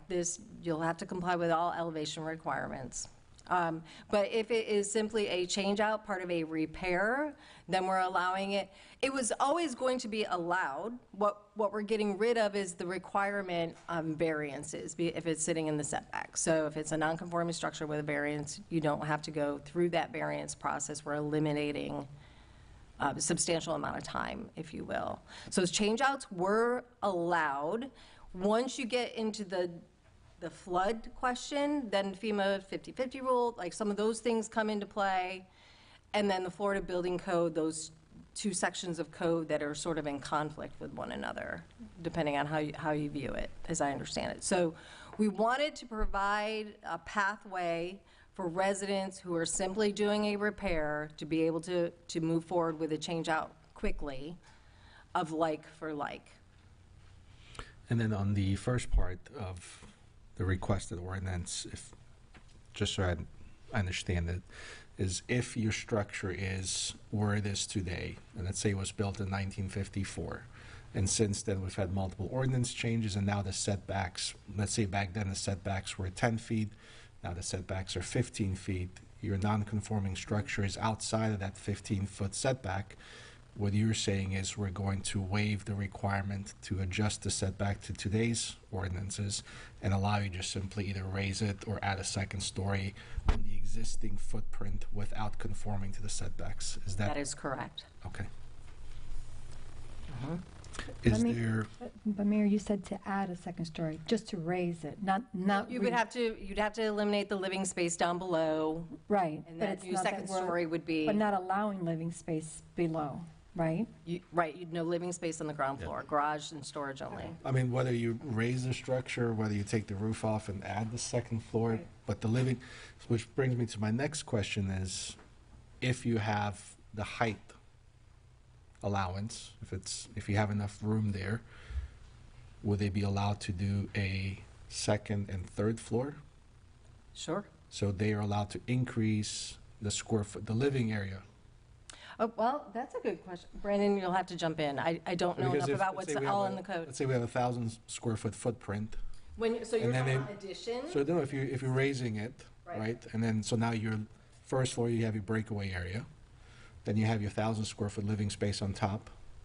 You're within the height limits, and you could put another 1,000 square feet on top of, as a third floor. Is that allowed? Or are they just simply allowed to move that 1,000 square feet to the second floor? I'm going to punt. Okay. Yeah, that's a great question, and this is already in the code for non-substantially improved structures. This would just expand it to apply to those that have taken on substantial damage or that where the owner voluntarily chooses to elevate the structure to make it compliant. They could add on to the structure, they could add another story, but any addition to the structure needs to comply with the current setbacks. This is just to allow the existing living level to be minimally elevated out of the floodplain to make it compliant with the current FEMA codes. If they were to add on, let's say the example you gave, the setback being 15 today, structure is currently set back 10 feet. They could elevate that 10-foot portion up, but if they were to add a second, third living level, that would need to be at the 15-foot setback. So they would have to look like this? Layer cake design. Correct, yes. And, okay, so again, I'm trying, so when you're saying, because one of the things you said earlier was having garage space at the bottom at 9 feet, right? And then you have the second floor, which would be the living area. Would that be at the same footprint? It could be elevated in the same footprint, yes. Okay. But anything that would be then on the third floor would have to be within the setbacks? Correct, yes. Okay. Any addition even to the second level would need to comply. It's only to get the existing living space out of the floodplain. That's the portion that could encroach into the setbacks, just the area that's needed to elevate it out. So how much would it have to be elevated? Well, the maximum would be 9 feet, just because we don't have any properties where the design flood is higher than 9 feet above grade. It would depend on whether they had a garage at the ground level or not, but the structure would go up no more than 9 feet. Within that, footprint that it exists in today. So as long as they are no more than 9 feet, they can pretty much move the exact same footprint up one. Correct, yes. Okay. Thank you. Stay close. No, and I asked this because having spoken with a lot of residents in the last few weeks is, you know, some of the options are, okay, what do we do now? Right? Do we leave the house as it is and just hope for the best it doesn't happen again? Do we go up? Do we raise the whole house? Do we add a second story? So appreciate that. I have a 101 question. What is the difference between design flood elevation and base flood elevation? There's a legal definition for that, so I'd prefer Brandon address that one specifically too, because I haven't seen the numbers. So the design flood elevation is base flood plus what we call freeboard. And in our case, it's 1 foot. So it's an additional factor of safety above the base flood elevation. And that's currently required statewide. We have the minimum in place, which is 1 foot. There is a slight difference between properties in the AE flood zone and in the coastal zones on where that design flood needs to be. For properties in the AE, that's mostly interior parts of the city, it needs to be at the living level. For those in the coastal zones, it needs to be at the support for the bottom of the living level, so that the height's just measured slightly differently, but it's 1 foot. It's 1 foot above base flood. Base +1. Yes. Okay, good to know. Wasn't sure on that. And so this emergency ordinance, you said it wouldn't allow people to go any higher than that. So if somebody was like, man, if I'm going to go to all the trouble to raise my house, and, you know, what if FEMA changes the numbers in 2 years, and I'm, you know, then I'm not going to be above base flood anymore. So, but this wouldn't allow them to go any higher than that. If they wanted to go, you know, base flood plus 2 feet, with this ordinance, they couldn't do that. Is that correct? Then they'd have to conform to I believe current that's setbacks. correct. Yeah. Right? Yeah, Okay. So as long as they stay under that 9 feet, correct? at 9 feet. At 9 feet, they can keep their current footprint. So Okay. at 9 feet, so a standard 70s garage, which is what most of our houses are, was 8 feet. Yeah. So they could go a foot taller and actually fit an SUV in their garage. Right. Okay. So I've had a lot of calls in the last couple of weeks from different state representatives, and they've cautioned about making some of these changes based on what happened particularly in Lee County and some of the cities there, where they're no longer insurable in some instances. Does this have, in any possible way, could this come back on us? I think we're very confident, because this is not actually encroaching on the FEMA 50% rule, and that's really where you're going to run into trouble. And Mr. Dickman, if you want to jump in there as well, on challenges with the community rating system, the CRS. Yeah. In my limited non-legal view, I don't think this has any issues associated with it, but again, Right. Now, this is, as long as you're staying within the federal regulations, I mean, the city can't supersede the federal regulations, so I believe this is staying within that. Yeah. I guess the concern is having an extremely bad situation and inadvertently making it worse. And so if this doesn't approach that, then that's... certainly, we're certainly not advising that people stay at, base flood. Right. Right, that they stay at their current grade. If they are substantially damaged, we will be enforcing the FEMA 50% rule. Right. You all will have some options there, and I understand that there are some communities, the rumors about that they may not be enforcing that rule. So we'll get into that. I'd like to have that be part of a discussion next week, because you're going to get a lot of questions about that. So I think it's really important that we all understand that, we're on the same page, what our obligations are, what our options are, and what those impacts are based on the decisions that you make, right? So as we step through that, if we choose, for instance, if we were to not enforce the FEMA 50% rule, We would lose potentially our CRS. We get kicked out of the CRS. It would make us ineligible for lots of federal funding and other things. It's more than just, it's an increase, a 25% increase to your flood insurance premium. It's much more than that. So I think it's really important that you understand the pros and cons of the 50% rule, because you're going to be getting all of the questions, right? You're going to get the angry phone calls. And confuse people. And so I want to make sure that we're all on the, we're all speaking from the same playbook, exactly what it is, what it means, how painful it will be indeed for a lot of folks, but ultimately what the benefit is for the community long term. And of course, that's resilience and sustainability of these structures. Mr. Mayor? As we get through it. Yes, sir. So, do we have to decide this tonight? The emergency ordinance, of course, you do not have to decide it tonight, but we will be getting equipment changeouts and other things. Those are probably coming at us now. I guess my question, and I think Mr. Dickman is extremely competent on this, but I may be wrong, but I believe our new interim city attorney has dealt with Lee County. Is that not, am I wrong about that? And everything that happened down there? I'm sorry?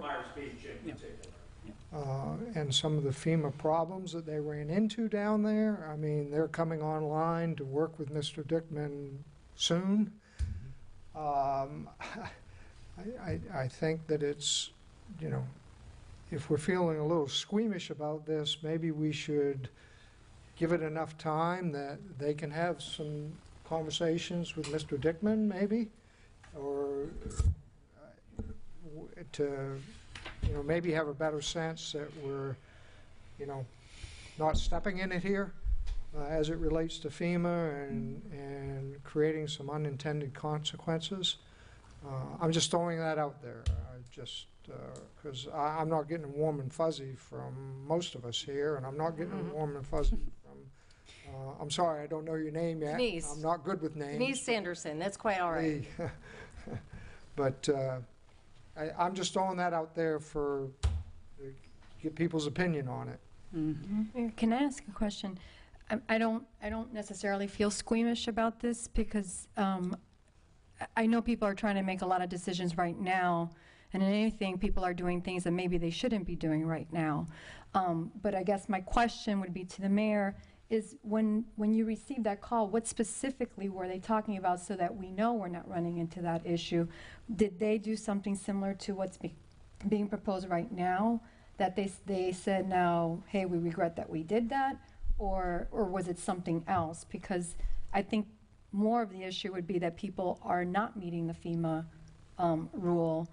And I think what we're trying to do is help people, Right. like you mentioned earlier, get a new AC unit out so you can cool your home and prevent molding, and still be within that 50% rule. So again, I just want to know what maybe some of these officials may have mentioned, so that we know what we should be worried about. So specifically, they gave examples of cities where I think in every single circumstance they ran afoul of FEMA. And so whether they didn't enforce the 50% rule or whether they, reduced the amount of time, so they're cautioning specifically to make sure that we don't do anything to impact our insurance rating or to run afoul of FEMA to where we, so much of what is being done right now, trash that's a FEMA reimbursement, a lot of the other things. And so we don't want to be in a position where we cannot get insurance or insurance rates are so incredibly high that no one can ever sell a house or buy a house here. We don't want to run into issues where we can't get reimbursed for things. I do see this as, and I actually appreciate seeing this, I see it as a way of giving people the opportunity to harden their properties while at the same time making it easier and less expensive for them to do so. And as long as, Mr. Dickman doesn't feel we're running afoul of anything, not only that, but we do have another commission meeting next week, so we could I'm more inclined to move forward with it today than not move with, just because of the amount, we got 4,000 homes right now that are just, we need to allow them to move forward. But if something comes up the next week, we could rescind this ordinance on Tuesday. Yeah, and I will tell you, Vice Mayor, you're correct. The Vos Law Firm has been at Fort Myers Beach in Lee County. The unthinkable has happened to that city in the last couple of years, and I'm sure they've got great ideas. I'd be even happy to listen to them now. I mean, I don't have an ego into this whatsoever, but I'm sure that city has gone through this quite a bit. Yeah. Are you folks willing to opine on that tonight?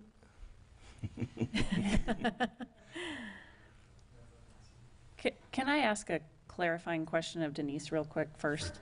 So, just so I understand one section of this. So I mean, my feeling about this is that I think it would be very difficult for somebody in the next 60 days to come up with a plan and submit for a building permit to raise their house. It's certainly possible. I hope that people are getting things done that quickly. That would be beyond my wildest dreams of fantastic, that we would start rebuilding at that pace. But I think the main thing that you all are thinking this is going to affect immediately is like for like replacement of AC units. Mm-hmm. And it's the elimination of people having to get a variance for a setback is the big chunk of this. Is that correct? That's correct. In fact, you know, when we had talked about having a commission meeting last week, that was what this ordinance was limited to, was change outs. And then we decided we had a little bit of extra time, and we put this in with it. Yep. We could break those back out again if you wish for us to do so. But yes, to your question, immediately it's the equipment change outs. Yep. The other is going to require an engineer, Yep. so on and so forth, insurance payments, all of those things. Yep. And of course, contractors getting those lined up. So that's a much longer process to consider elevating a home. Yep. All right. Thank you.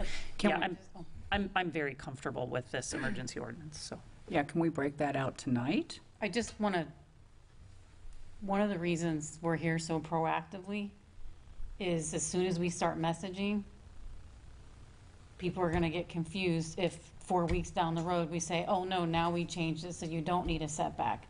So this just signals to the community, what should you plan for? Now, will we have engineering designs in 4 weeks? No. But everyone, we open today. Yeah.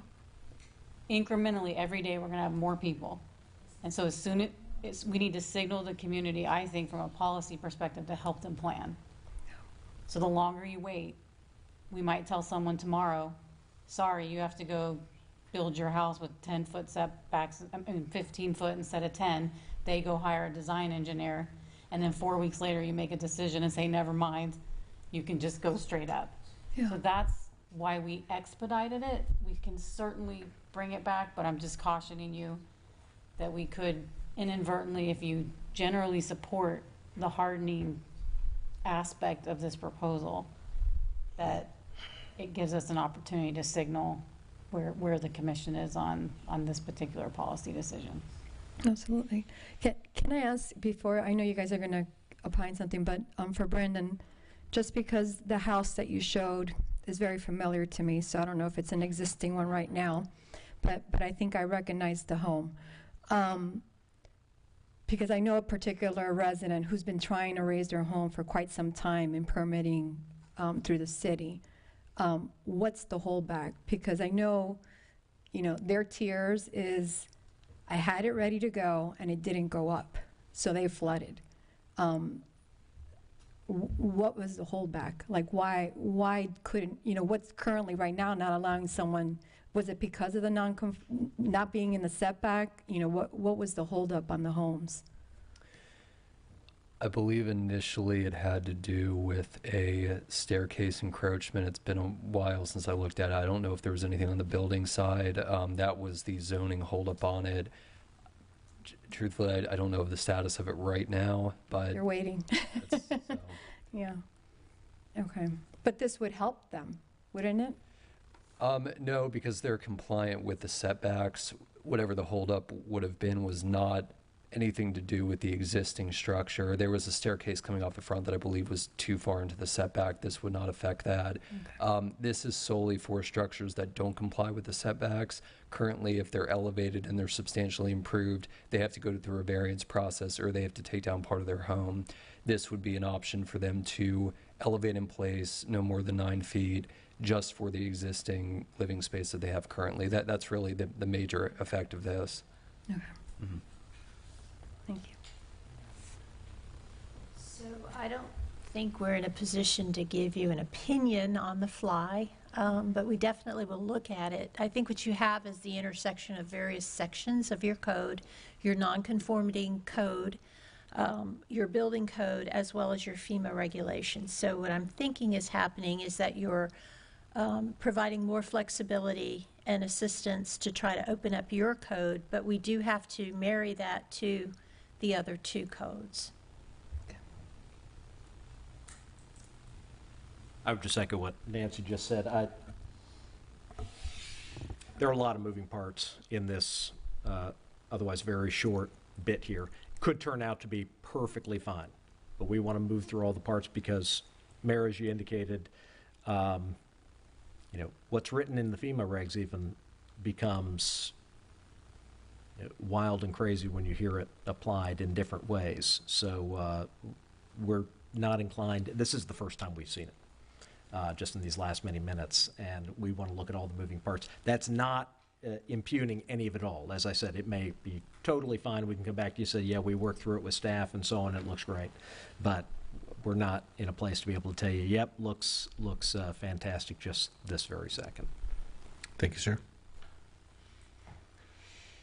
Mr. Vose, how much time would you need? Would you know in 7 days? Would you be able to make a recommendation, or not a recommendation, but offer an opinion in 7 days? Yeah, we'd be able to take a look at it for your meeting for next week, be able to come back. And part of what we want to be able to do, we can look at what we see on the page here, but quite frankly, oftentimes when you're dealing with a code that has a lot of moving parts, is you want to walk through the logic with staff and with Mr. Dickman, his having looked at it and so on, make sure we're in the same place with it. But I think we're going to be able to do that by then. If it comes to be by next week, we identify some issues that need to be fleshed out a little bit more, that may be what we have to report, but our goal would be able to come back, and if the policy direction of the commission is make this happen so long as we're not getting ourselves sideways with FEMA, then our hope would be able to come back to you and say either, yeah, this looks good, or we've got some tweaks, or if some further tweaks are necessary, give you a very brief timeline to make that happen. Thank you, sir. I like being decisive, but this would be a big one. This would be a big one to get wrong. Right. Yeah. Long term for many, many residents. But I understand why people want decisive direction. But this isn't my wheelhouse. I've been listening to you folks as much as anything, but I don't know.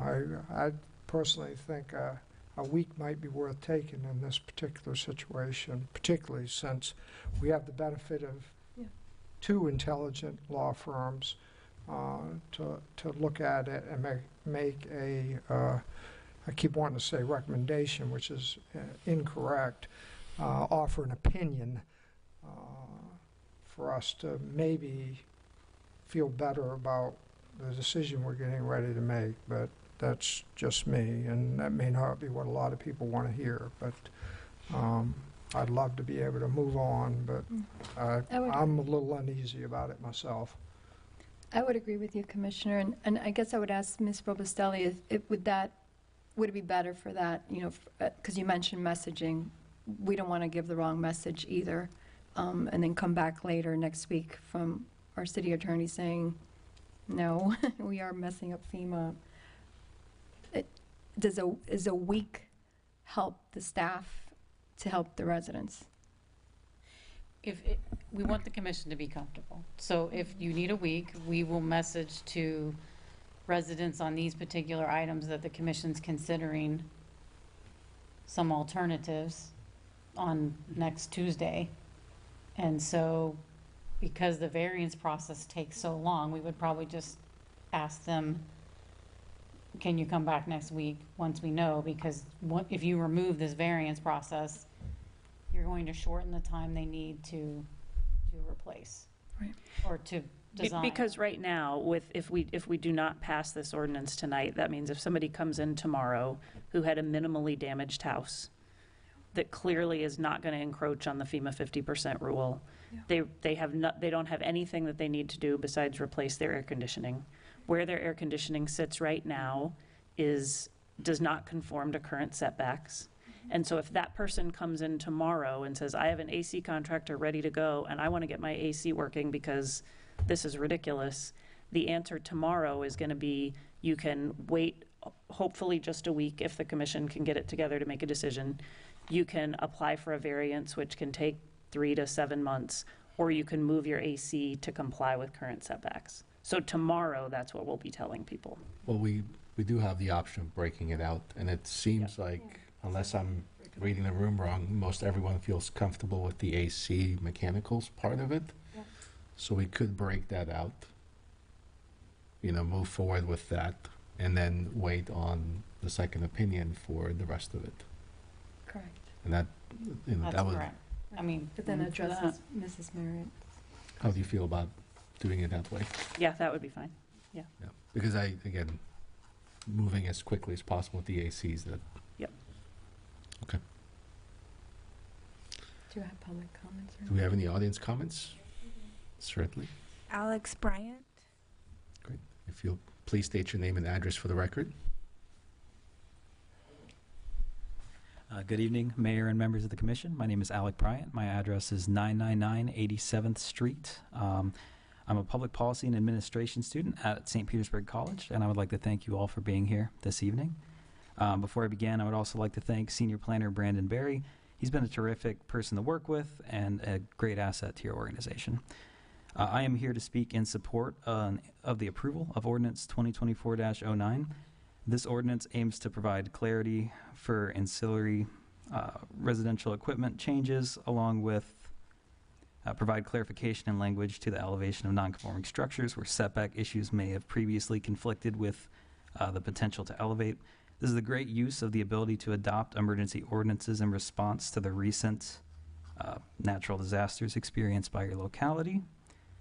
Residents are certainly in need of options when trying to decide their next steps post-storm, and I believe this ordinance is a step in the right direction. The language of this ordinance helps to promote sustainability through continued utilization of structures through elevation and highlights your organization's resiliency and ability to adapt with the needs of the community. I recommend approval of 2024-09. Thank you for your time and consideration. Thank you. Thank you. George Smith. If you'll please state your name and address for the record. Good evening. My name is George Smith. I'm at 5940 Bimini Way. I just came in here tonight, and under the same circumstance that we're dealing with here, there's another problem, and that is that if any of these houses are deemed to not be able to be rebuilt and have to be replaced, there is a zoning ordinance, I believe, that says the minimum lot size is approximately, I don't know the specific, but on 59th, I'm aware of at least 20 lots that don't meet the minimum lot size. If I'm not mistaken, that's a city issue and could be taken care of here as well. But I had a conversation with Brandon by email back when I bought my house 5 years ago, and he assured me that, these houses were grandfathered in, but at this point, we should probably, it's going to affect a lot of people, we should probably codify this. And Brandon, are you familiar with what I'm speaking of?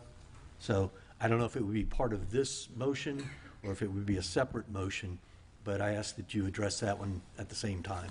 Thank you. Thank you. So in those situations, if the lot, let's say, is smaller than the required size or the minimum size of a lot, if they're simply going up, right, if this ordinance is adopted tonight or its next commission meeting, would that be impacted? So I'm assuming it wouldn't fit the setbacks because it's a lot smaller than required. Mhm. So would this also encompass those lots? So the issue that was just brought up, that typically comes up in any lot prior to, I believe it's 1972, that had a residence on it that was platted, is allowed to rebuild. It doesn't matter what the size was. If it was platted as a residential lot, it can remain. So that would include most lots in the city. That typically becomes an issue when someone's looking to subdivide a lot or split a lot that maybe had been used as a full platted lot and then a portion of a platted lot. That could be an issue in those cases, but in terms of rebuilding on platted residential lots that created prior to 1972, it's typically never a problem. So it's prior to 1972? Correct. Anything before that is grandfathered on size. After that, it would be based on, there might be specific actions that were taken for that lot, but that's a citywide blanket policy, 1972. Okay, because I believe that the lots that Mr. Smith is referencing on 59th are actually all from the 50s. Yes. Okay. Thank you.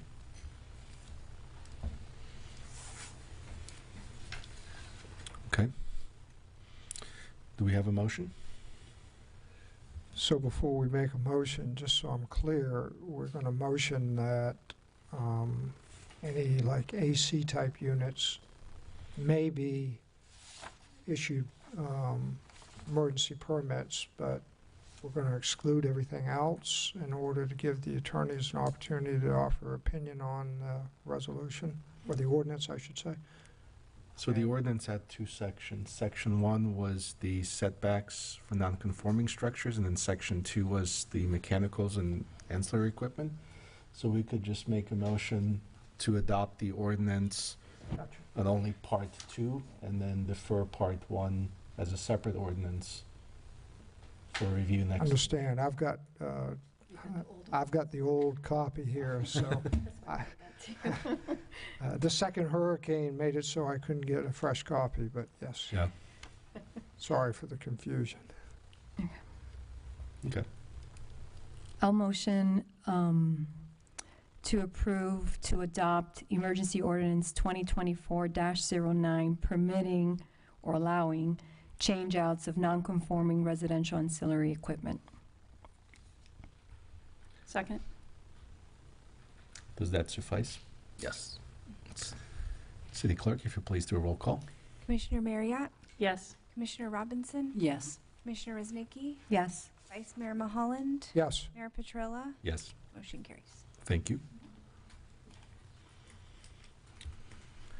Next, we have 5B, public hearing to adopt ordinance 2024-06, parking meter and wastewater fees. City Clerk. Ordinance 2024-06, an ordinance of the City of St. Pete Beach, Florida, amending Appendix A of the city's Code of Ordinances, implementing an hourly public parking increase, implementing a wastewater fee increase, providing for codification, conflict, severability, correction of scrivener's error, construction, publication, and an effective date. Thank you. Great, so this is the second reading of the wastewater and parking fee ordinance for the increase. And the first reading, from the first reading to the second reading, there is a change based on your September 23rd meeting where you all recommended we increase that fee for parking to $4.50 and $5.50 on weekend, and wastewater stayed the same. So this is just the second reading with that change from the first reading that increases those fees. Obviously, from the agenda memo, we're not going to yield the same projected revenue increases due to the temporary shutting down of parking, but we're following your recommendation on that increase of fee from $4.50 and $5.50 for weekend and weekday parking. I'll address any questions if you have them. Thank you. Commissioners, questions, comments? Any public comments? Okay. Is there a motion? I move that we adopt ordinance 2024-06, parking meter and wastewater fees. I second. City Clerk, if you please do a roll call. Commissioner Robinson? Yes. Commissioner Reznicki? Yes. Vice Mayor Mulholland? Yes. Commissioner Marriott? Yes. Mayor Petrella? Yes. Motion carries. Thank you. Thanks. Next, we have items for discussion. The first one, the city manager, a post-disaster operations plan. Thank you, Mayor. Denise Anderson's going to give an overview of additional planning her team has been doing and what you can expect. And we wanted some direction and guidance on how we're approaching and any ideas you may have. Yes, please. Thank you. Denise Anderson, Interim Community Development Director. So this post-disaster operations plan, this is effective today through November 2nd. And then we'll talk about kind of what we do from there. So the objectives of this plan is to ensure that we're providing exceptional and timely services to residents and businesses as we move through recovery for both hurricanes Helene and Milton, and to implement those specific tactics that preserve and protect public health, safety, and welfare.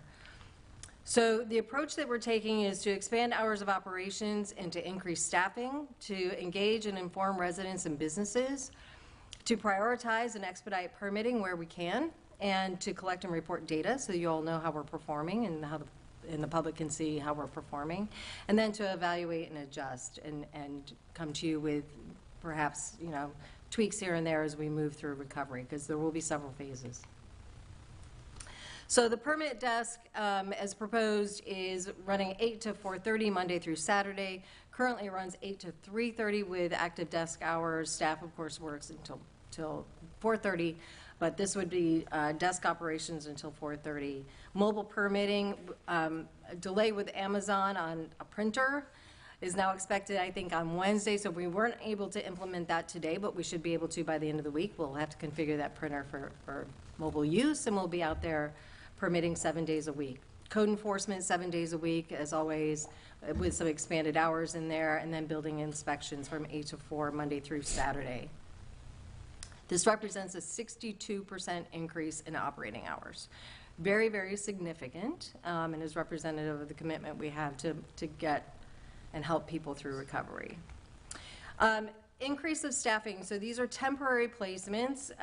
We have a reassignment of 4 employees that will be rotating throughout the department to assist us with some of these administrative tasks, take phone calls, identify the FAQs so that we can begin to make sure that we're addressing those on our website, expand some of those things.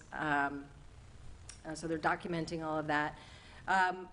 We are moving 2 current part-time code enforcement employees to full-time status on a temporary basis. They will not be eligible for overtime, nor will the reassigned employees mentioned.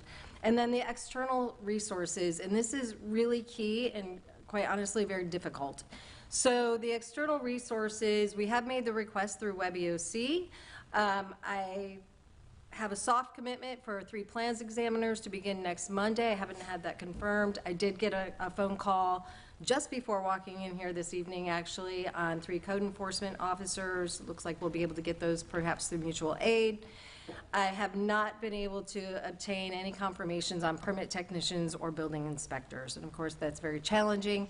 And everyone around the state and throughout the Southeast are going to be looking for those as well. So this is an extraordinary challenge, I understand, but we continue to push on trying to get these resources. What's important here is if we get all of these resources, then we're looking at an 86% increase in contact hours and the people that are engaged in this process. If we don't get these external resources, then I can only deliver a 17% increase. So it's a big lift. And of course, if we don't get these external resources, then it won't make sense to have all those operating hours, so we'll be pulling back those hours. So those are the kinds of things we'll have to evaluate and adjust as we move forward. When it comes to engaging and informing residents and businesses, certainly social media and website, working with Mark a little bit, we'll be coming up with a plan to really begin to push some of these things, particularly the FAQs out there. Code enforcement, their focus is primarily on identifying those unlicensed contractors and to issue warnings and citations. We don't want unfair, illegal practices here taking advantage of residents who may be ill-informed, so on and so forth. For instance, things like a resident applying for a permit on behalf of a contractor then makes that resident liable for all the contractor's work. Things like that, that's important for residents to know. We want no one taken advantage of. Notifying residents and businesses of work that does require a permit, and then educating residents and businesses, as I said, of those risks and liabilities. And then finally, the administrative support, as I mentioned, is the phone calls and FAQs. So really, being able to answer that phone all the time when somebody calls in so that it's not rolling to other desks is our primary objective there. So I wanted to address work that does not require a permit. A lot of questions about this already. It's at the top of the FAQs list, right? So very simply, it is the removal of things, typically does not require a permit. You can remove drywall, insulation, carpet, cabinets, flooring, those things. It's when you want to install them again that largely will require a permit. Generally speaking, we don't require a permit for flooring. So carpet, if you're replacing carpet or tile or the laminate flooring, you can do those things without permit. That's one of the few things that you can reinstall.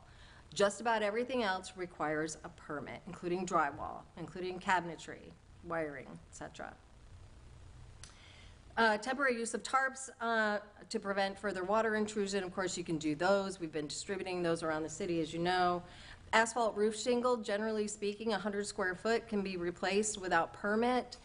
If you have damage to the roof structure itself, to the sheathing or the water barrier underneath, then that does require a permit, unfortunately. And then repair of minor water leaks.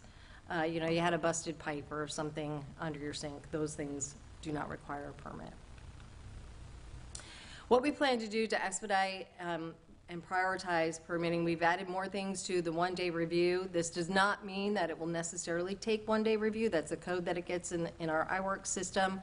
We are staffing that desk with the building official to be able to expedite things. Some things require the building official to verify the materials, to sign off on the materials being used, those kinds of things. So certainly our goal is to provide over-the-counter permits or same-day permits. I can't promise you that that's always going to be what we're able to achieve, but that is what we're attempting to do. But several things here are really meant to stabilize, provide temporary housing, and to get people moving on their repairs. So stabilization includes those roof repairs and replacements, the demolition of structures, the replacement of windows and doors and garage doors. The temporary housing, we have a temporary shelter permit. Yes, you can't put campers and RV on your property so long as it's fully on your property. You can apply for that. And it can be on your property throughout the entire period of reconstruction and repair until 7 days after certificate of occupancy is issued on the home. So very long placement of temporary housing on your own property. Repairs, so we're prioritizing, of course, electrical repairs, water heaters, mechanical equal change outs, those kinds of things to help expedite people to be able to return to some measure of normalcy or to be able to preserve their home from further damage. What we are also, and I'm footnoting it here, is we're prioritizing damaged properties. So not the regular stuff. Doesn't mean we're not going to process those other things, but we are going to prioritize those properties that we know to be damaged. And then we have a list of technical review permitting that we're going to be expediting as well, and that gets into the renovations component, right? So that's replacement of drywall, things like that. Now, keeping in mind, electrical and insulation, those are the things that require inspection, which is why permit is required, which is why you can't just start hanging drywall again because we have to inspect. So those things, again, are required by Florida Building Code, and they do require technical review. And because the FEMA 50% rule is likely what we're going to be incurring, we're going to have to be looking at the calculations taking into consideration the look-back period that we have on the books currently. And then seawalls and docks. Some of those have been damaged out there. We're having erosion already of properties because of damaged seawalls and the like, and so of course we're expediting those too.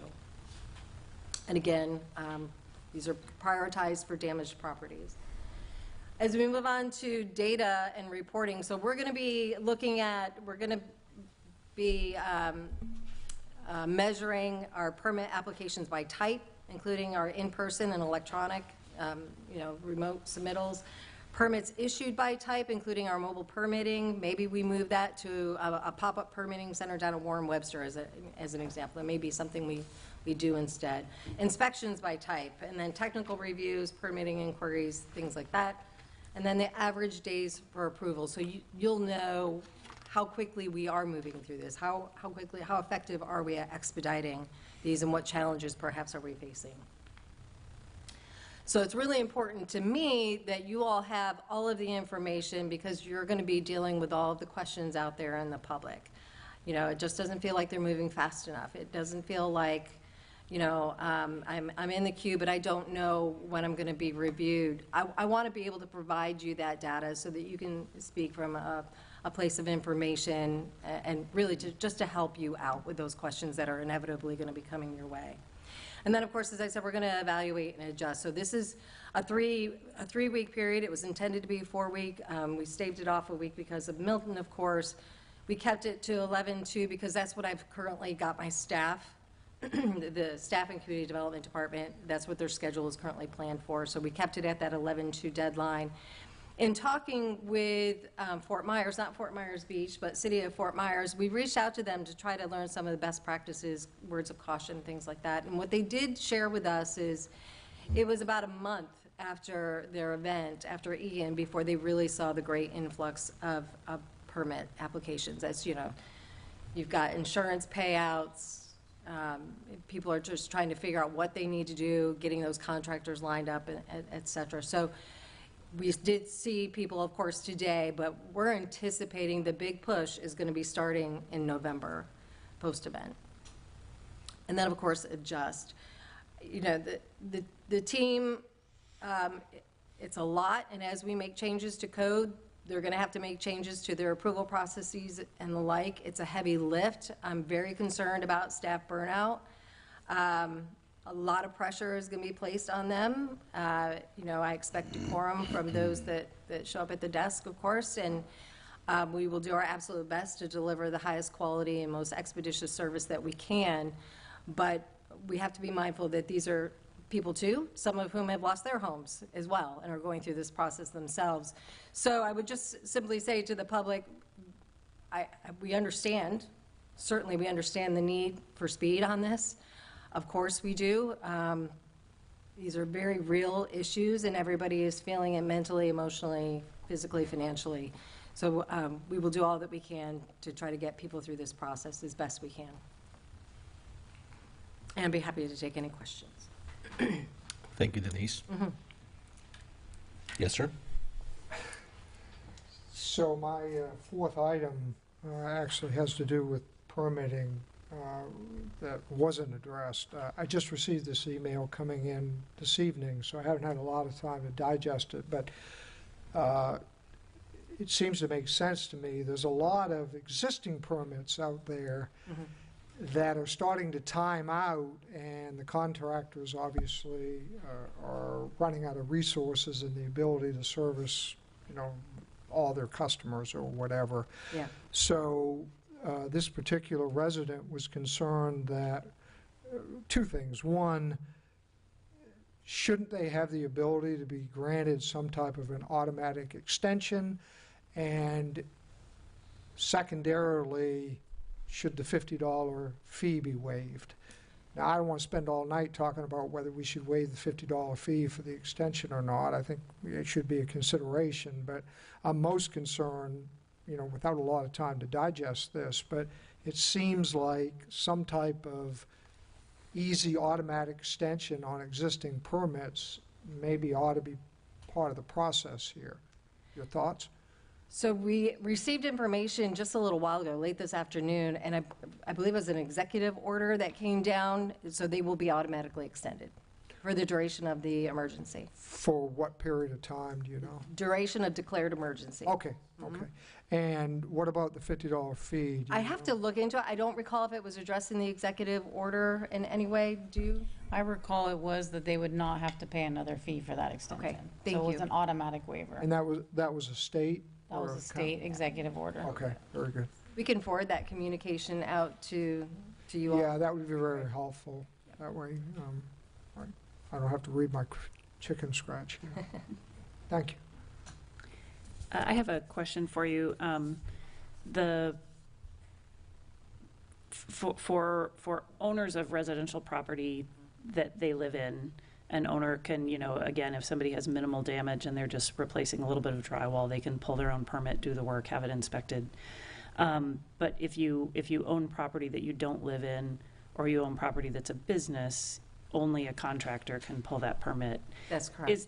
Do we have any ability to have any flexibility on that in a time when contractors are going to be very hard to come by for very small projects?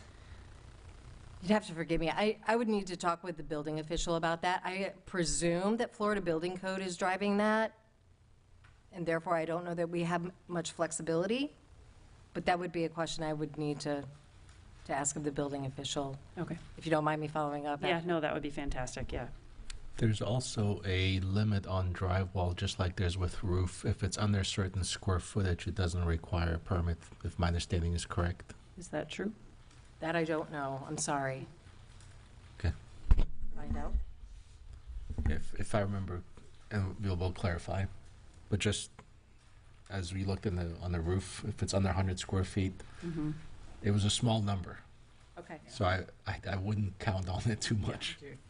I will look into it. Yeah, I mean, I think it also applies, I know a lot of businesses have, businesses that are close together have small sections of fence that blew down. And so for any business owner or owner of a rental property that just had a fence that blew down, all of us business owners are going to be going, oh my gosh, how are we going to find a contractor who's going to build me 6 feet of fence, That might not happen for 3 years.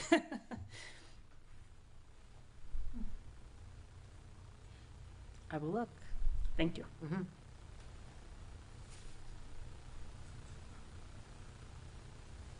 Any further questions, comments for Denise? Thank you very much. Thank you so much. Okay, Commissioner Mulholland, you are up next. Revenue sources. Yes, Mr. Mayor, before we get to that, maybe these made their way into consent and I didn't catch it, but the PTO? Those are items F and G. Okay, so, Coming all up right, at so the we're going very- to get to those. Yes, sir. I had spoken previously to the city manager about Lobbyist. And obviously, as a result of our recent events here, we need to be searching for any outside revenue we can possibly get. I know we're going to fix all the inside revenue this coming budget season, hopefully. But outside revenue has even greater priority to us at this point. And my question on lobbyists, we have a lobbying firm, and previous to the storms, I had, not concerns, I just wanted to understand what they were doing for us and how they were producing, what type of results we were getting. So I guess I would fall that on now to the city manager, because we can't wait till whenever we get to it now. It's important. Is there any benefit in us getting with our lobbyists, or some of us getting with our lobbyists, or having them come in, because they can help us find more of that outside funding that may now be available that wasn't even available before? I just, something I wanted to throw out there, and I wanted to see if you had any thoughts on that, and, or whether it's a waste of time. Yes, thank you, Commissioner. So we do have a lobbyist, and the plan prior to the storm was to bring them in to help work on a policy discussion with the commission to set your legislative agenda. I still think there's value in that. While FEMA is a whole beast in itself of recovery of funds, there will inevitably be a slew of grants that start to flow out of the legislature after they have a chance to digest this. And so I'm still planning to bring the lobbyist. I think I was gonna try to get him here next meeting, but we're a little bit delayed, but I'm hoping for November that we can have a broader discussion. You'll have a better picture from us on what damages we have citywide. The damage assessments will all be complete and filed. But also the environmental impacts. I've had comments about our endangered species on the beach, restoration of the coastline, continue undergrounding on sustainability. I think all of those are going to be on the table and not necessarily related to FEMA.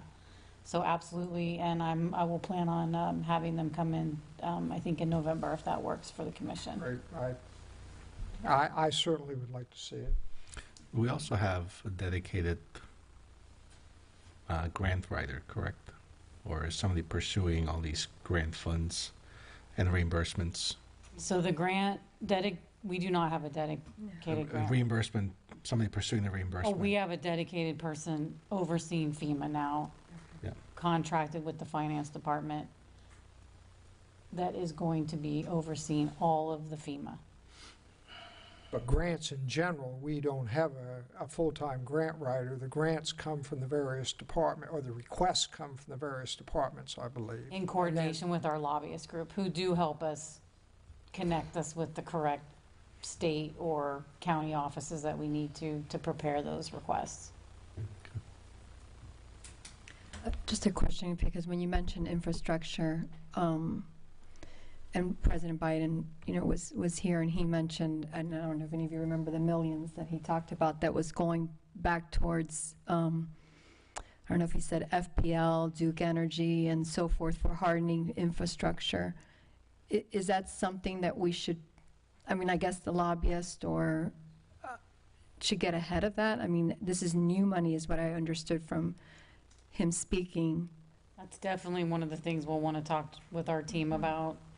And then I'll also be having a discussion, because I don't know if we particularly have a federal lobbyist, and that maybe become a very important key of expansion, or ensuring that our current lobbyist, who I think was primarily focused on state, that we possibly expand into the federal space, and I'm looking at that avenue as well, and the benefits to that.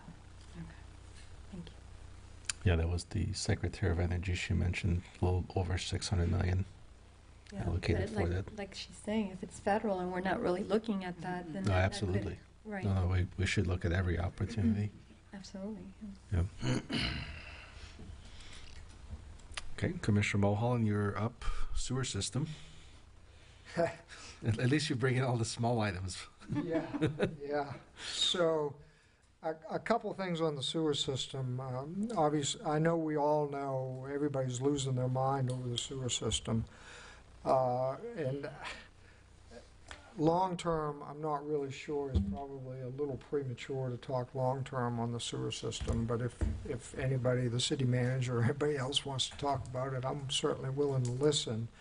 But I do have a question in the short term, or in the immediate impact time, when we have one of these events, and this isn't the first time we've had one of these events, obviously these are the worst, but I seem to recall that previously, and it may have been back, Mr. Dickman, you may have been, I'm assuming you were here at this time, but when we were having the sewer moratorium and the like, I seem to recall that we had somebody that during these events would actually pump and transfer some of our sewer out because we didn't have the capacity.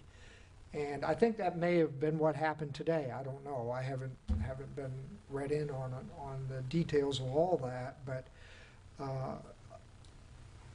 do we no longer have a contract with anybody to remove sewage if we can't pump it out anymore, but for them to tank it basically and move it that way?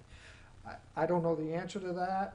I'm not sure many people do, but I'm hoping somebody here has those two answers. Is it something that we've done in the past? Is it something that maybe we need to consider getting a contract to have that done again, or maybe we have the contract? I don't know the answer. So I can speak to the fact that we did not have a contract because we don't have a capacity issue. We have an equipment issue. So I actually, could I make a statement for the record from our city engineer, because I think it's important for the community to understand exactly what happened and kind of clear up misinformation. So St. Pete Beach sanitary sewer system includes 21 lift station facilities that move wastewater to the treatment plant in the city of St. Petersburg. All wastewater collected in St. Pete Beach flows to Master Lift Station 1, which is at the end of Boca Ciega, before it is moved off the island to St. Petersburg Treatment Plant. Below outlines the recent storm impacts that affected the operational ability of the St. Pete Beach sanitary sewer system. First, Hurricane Helene. The control panels, including electrical and communications equipment at 8 lift stations, were inundated from the storm surge. The flood damage rendered these lift stations inoperable. These are the type of damage that will be FEMA reimbursable. They were fully operable before the storm. Bypass pump stations were installed at these 8 lift stations to restore the system-wide operation. So that took us a few days to get the bypass pumps delivered. Then Hurricane Milton came along. Utility power was lost at all 21 lift stations from the high winds. Utility power was restored to 7 of the lift stations after the storm conditions subsided. The backup generator for Master Lift Station 1 was damaged. The generator was repaired on October 12th.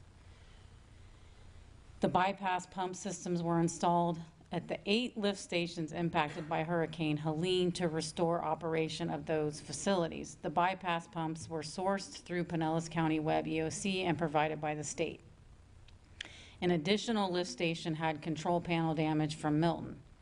We are currently, this was today or yesterday, they were installing a bypass pump system at this lift station and anticipated it would be operational that same day. A total of 9 lift stations had to be operating with bypass pump station systems. Portable standby generators were requested from Pinellas County EOC and sourced by the state to power the remaining 5 lift stations that did not have utility power. So in summary, at the time that we were still in operational, we only had 7 lift stations that had utility power, 5 lift stations were on backup generator power, and 9 lift stations had bypass pump systems, one of which was in the process of being installed. So bottom line, we had equipment damage from water that was operational before and had capacity. And then when you have no power, you have to have generators brought in. And we didn't need generators for the first storm because the power came up quickly.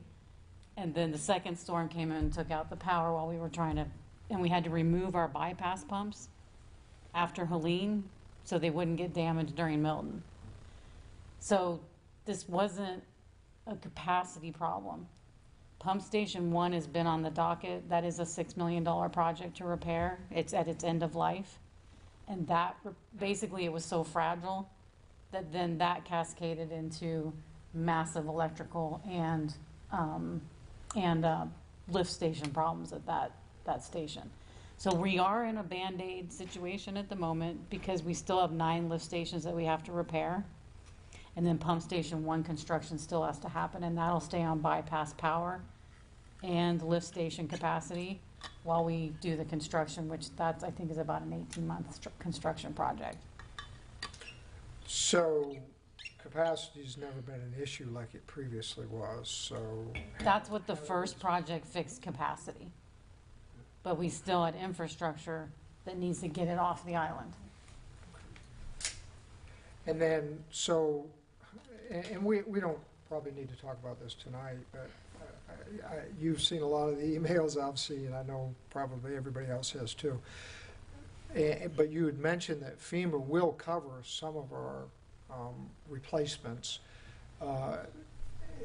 Can we replace in a better way, more elevated and the like? And I would assume we could use whatever FEMA gives us, but there will be more cost to the city if we create a betterment. Would that not be correct? I would want to pose that to the engineers because I know there's a lot of engineering in the way where they place from just gravity feed and electricity. Understand. And so Okay. that's out of my. Yeah, and I hope that somebody might have been available tonight, but I'm sorry about that. No, that's fine. I just didn't want to put you on the spot. No, that's okay. I think there'll be some value in a full presentation on sort of post-storm what we experienced, Sure. just infrastructure-wise, so that the community understands, even at some point, how we're going to replace it and what the priorities are going to be. Right. All right. Thank you. That's all the questions, Mr. Mayor, I had as it related to the sewer system. Thank you, sir. All right. Another small item, debris pickup. Commissioner Mulholland? So we still have a lot of debris. It's, you know, we had a program in place, and then the National Guard came in before the second hurricane arrived. I know we still have the 6 trucks, I believe, the aftermath trucks.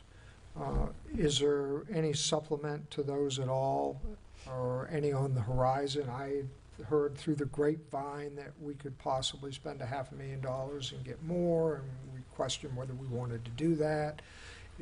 Once again, that's all rumor mill from me, but are we basically utilizing the 6 trucks, and that's kind of what we're rolling with unless we all decide to authorize more money? Is that kind of where we're at on that? So I wish it wasn't as complicated as it is, and I know more about debris management than I ever wish I had to learn about. So this is a pretty complex issue because we are operating under a contract we had prior to the storm, and it's actually 7 trucks. You said 7, I'm sorry. 7. Yeah. We've been trying to get more resources because we have a supply and demand issue now, and we have the state and another county in the state that is offering higher rates than Pinellas County. And so Pinellas County advised us today that they have submitted an emergency bid for the entire county, but those rates will come in higher. And we do not have confirmation from FEMA that the difference between the rate that we had prior to the storm and the increased rate will be covered by FEMA. So one of the decision points I'll have to bring to you, once I get here from, they should know by, what's today? I think they said Wednesday, the the RFP process will be complete. They'll have more information for us, and then we do what we call piggyback off the county's comprehensive RFP process, but we will be bound by those new rates. And so that's something we're looking at, and we'll evaluate and bring back to you because it is a consideration, but you're taking a risk that you would not get reimbursed. Let's say if it's $100 a load right now and they come back with $200, you're gonna pay the extra $100 and possibly not get reimbursed. But it is a decision. There are some smaller cities that just didn't even go through the FEMA process, and so we're picking up the I mean, it's a very, very small city. Nothing compared to what we're dealing with. But that's just one example of they just said, we're gonna just pick up the trash. We don't care about if we get reimbursed, we're taking it out of our reserves. So I will bring that policy decision back to you to consider, especially if that's a priority, because we are, I mean, I think the governor said 9 months to clean up. So, I mean, I hope, we were hopeful for the 3-month time range. But again, they are making progress. I think I'll know in a week, based on what they've been able to accomplish uninterrupted, what we're really looking at as a time frame, so that you can make a good policy decision and what the community wants. So, as I understand it then, what the plan would be, what you're proposing, or really what we're stuck with at this point, unless we decide to do something dramatic here, we will go the next 8 days with the 7 vehicles that are currently deployed in the city. And then possibly next Tuesday, you'll present something to us whether we want to consider paying a whole lot more money to get more resources. Yes. Okay. And I had a follow-on that's not directly related to that, but I let any of the other commissioners, I mean, it is related, but it's a sub of the debris pickup that I just want to get a clarification of. I would ask, when do you think we might know about FEMA being reimbursable? After? To the county's credit, they have been pushing, they have a FEMA representative sitting right next to them. They have been unable to get an answer. So I don't think you'll have an answer by next Tuesday. You're gonna have to really make a risk decision and hope for the best if we decide to move forward with a more expensive option. Could we go by what we've had in the past? But I'm sure not many people remember. I just happen to live in the neighborhood that has been flooded and experienced stuff that most people in the city didn't. And we did have FEMA have to come in and pick up our garbage. People forget about Etta and Idalia, but Don Cesar was flooded and had appliances, furniture. I mean, it was the same scenario. From what I remember, there's a time frame, right? That and you mentioned 3 months, because is it just 90 days that FEMA reimburses? I guess that's one of my questions. And then the second, just by history, how long did it take? Because, and you might not have this answer. I know you weren't here as our city manager at that time. In the last 2 days, they've been working, it seems, faster. And I'm only going to say this because of our neighborhood. And I know some have not had any garbage removal. I've been over to Three Palms Point, Bella Vista, Boca Ciega, all the districts, so I know everyone hasn't. But in the last 2 days, they have been going nonstop. Yes, and also by Paso Grill, because I have seen them out there. I know there may be issues that maybe we need to communicate to the residents. People have debris close to trees, close to signs, close to their mailboxes. So I don't know if we are all working in the right direction to help them move faster, and maybe why they're picking up in some spots and not others. Maybe we need to communicate that. But I do see them moving faster. So is there a time limit for reimbursement? And at that point, should we decide, we should have to pay this ourselves? Because it could take a long time to pick up the neighborhood. It took a long time for our neighborhood to be picked up in the past. It wasn't a year. Okay, so now I hope no one hears it. It was a year. It took time, but nobody wants to see it. And I'm hearing the resident who spoke earlier, and this is just for me to kind of understand what's happening, because I don't quite understand why there is a hill of garbage close to her home or her condominium. Are we moving it there? Is that where is it going? And at what point are they going to remove that, I'll call it landfill right now, out of our city? So there is really a 4-step process for this debris removal. So we have to have a debris hauler, who are the big trucks. Then if you've noticed, there's a car behind them, that's called the monitor. Mm-hmm. And then there's I'll call it a holding certified station by the state of Florida. We've had that space at Egan Park certified and I guess licensed by the state of Florida for the past 20 years. And every city has to have sort of a drop-off spot. And that's where they weigh it, take pictures, unload it, and then it goes transfer to the landfill. And you also have to have a designated landfill that will agree to receive it. Right now, Waste Connections is our designated landfill that is taking the debris. How long it will be at Egan, I don't know the answer to that. I will follow up with you and find out what is the expected duration once, but at least you can expect that it will be in the condition it is in for the same time period that we're here removing debris, because that is the space that has to receive it before it can go to the landfill. It is not ideal, but since I have a chance to address publicly the question about, we're worried about odor and pest control. We have expanded our contract. We already have a pest control contract with the city. We are expanding that right now to try to get ahead of it and mitigate as much as we can for that neighborhood. And if you haven't seen Egan Park, you should drive by. It is not ideal. And I do feel for those residents, and we are working very diligently to try to prevent what she expressed concerns about this evening. So that's the process. And as far as FEMA, we do have good news. Today, they approved, so typically in a disaster, you're only covered 100% the first 30 days. They approved 90 days. So there is a concerted effort to try to get this debris out of here in 90 days because we know we're 100% covered. And so I will tell you, I mean, the county is now having coordinated debris meetings where they're not, you know, it's a working group now that's meeting to say, okay, and what's next, and how do we coordinate, and what are we doing? So there is a lot of effort going into this to remedy it.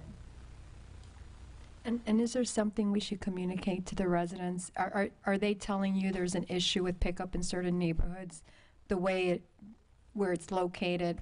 I know people call them looters, but I know they're taking our appliances, right, the metals, right, and they shuffle everything around, especially when you're not home. I know we've got some protectors of the garbage out there, so, but, and I hate to call it garbage because I know it's our belongings, but it's our debris, you know, but, you know, is that a problem? Because I know they need to know what they're taking. I mean, I know FEMA's saying, okay, we have X amount of pounds of appliances, X amount of pounds of landscape, or does it matter? To the extent you can separate it, it makes it much easier on the person the truck that's picking it up. If they have to move an appliance before they can get the main debris they're picking up, I mean, that's an extra movement. So to the extent people can separate, if they're not already so inundated, I know some of that's what's happened, and it would be very difficult to ask, and definitely keep vegetation away from the main pile of debris and the appliances. If you can do that, it's gonna help them move faster, because it's different trucks. And how about like distances? I mean, I saw some people piled with debris all the way to their home. And, you know, you've got this claw coming, right? I mean, are they gonna come I within wanna 5 follow feet up of on your that, because I house? think they need to start, as debris gets moved, I think there's gonna have to be some movement Yeah. towards the curb. There's also some that are like in electrical. I went by Three Palms Point. I know they have electrical wires in the first half of that first point, right? And they have debris underneath all these wires. So how are they, and it's tight, you know? So if they're, again, I'm just trying to make it or help the residents so we could expedite it so that they're not just skipping their street, because people think, oh my God, they were here, but they left, you know, but maybe there was a reason. Let me work with the team tomorrow to see some of the things we can help, and if that truly is If it is an issue. slowing down, then we'll get some messaging out to see if we can help. Thank you. Do we have an idea of how many homes were impacted? I've had estimates 85 to 90%. How many is So- that? I want to get you a more exact figure. Let me get that for you, and we can report it out. Okay. The reason I mention it is I've heard the same estimates, 80, 90%, somewhere between 3,000 to 4,000 houses, since about half is condos or so. But even a lot of the condos, the single-story or 2 or 3-story condos on the first floor, they were wiped out as well. And until you've driven every street in the city, and you realize that we have 93 streets north-south and then about a dozen streets east-west, and you think about that when the trucks come in, depending on, and I've seen debris piles that are as tall or taller than the house that they came out of. So when you realize that we've got 7 trucks, and each load can maybe, depending on the pile, 3 to 5 houses, and they have to come separately for each different type of pile. When you divide that by 3,000 to 4,000 houses, I mean, even 90 days seems incredibly ambitious. And I simply say that because probably the most loud and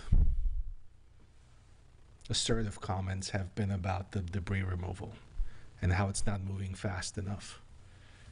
And I've got a pile, and it smells, and it's awful, and I hate it.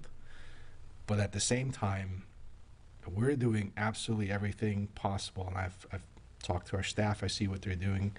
We have regular daily updates from the city manager. If there was anything in the world that we could do to make it move faster, we would.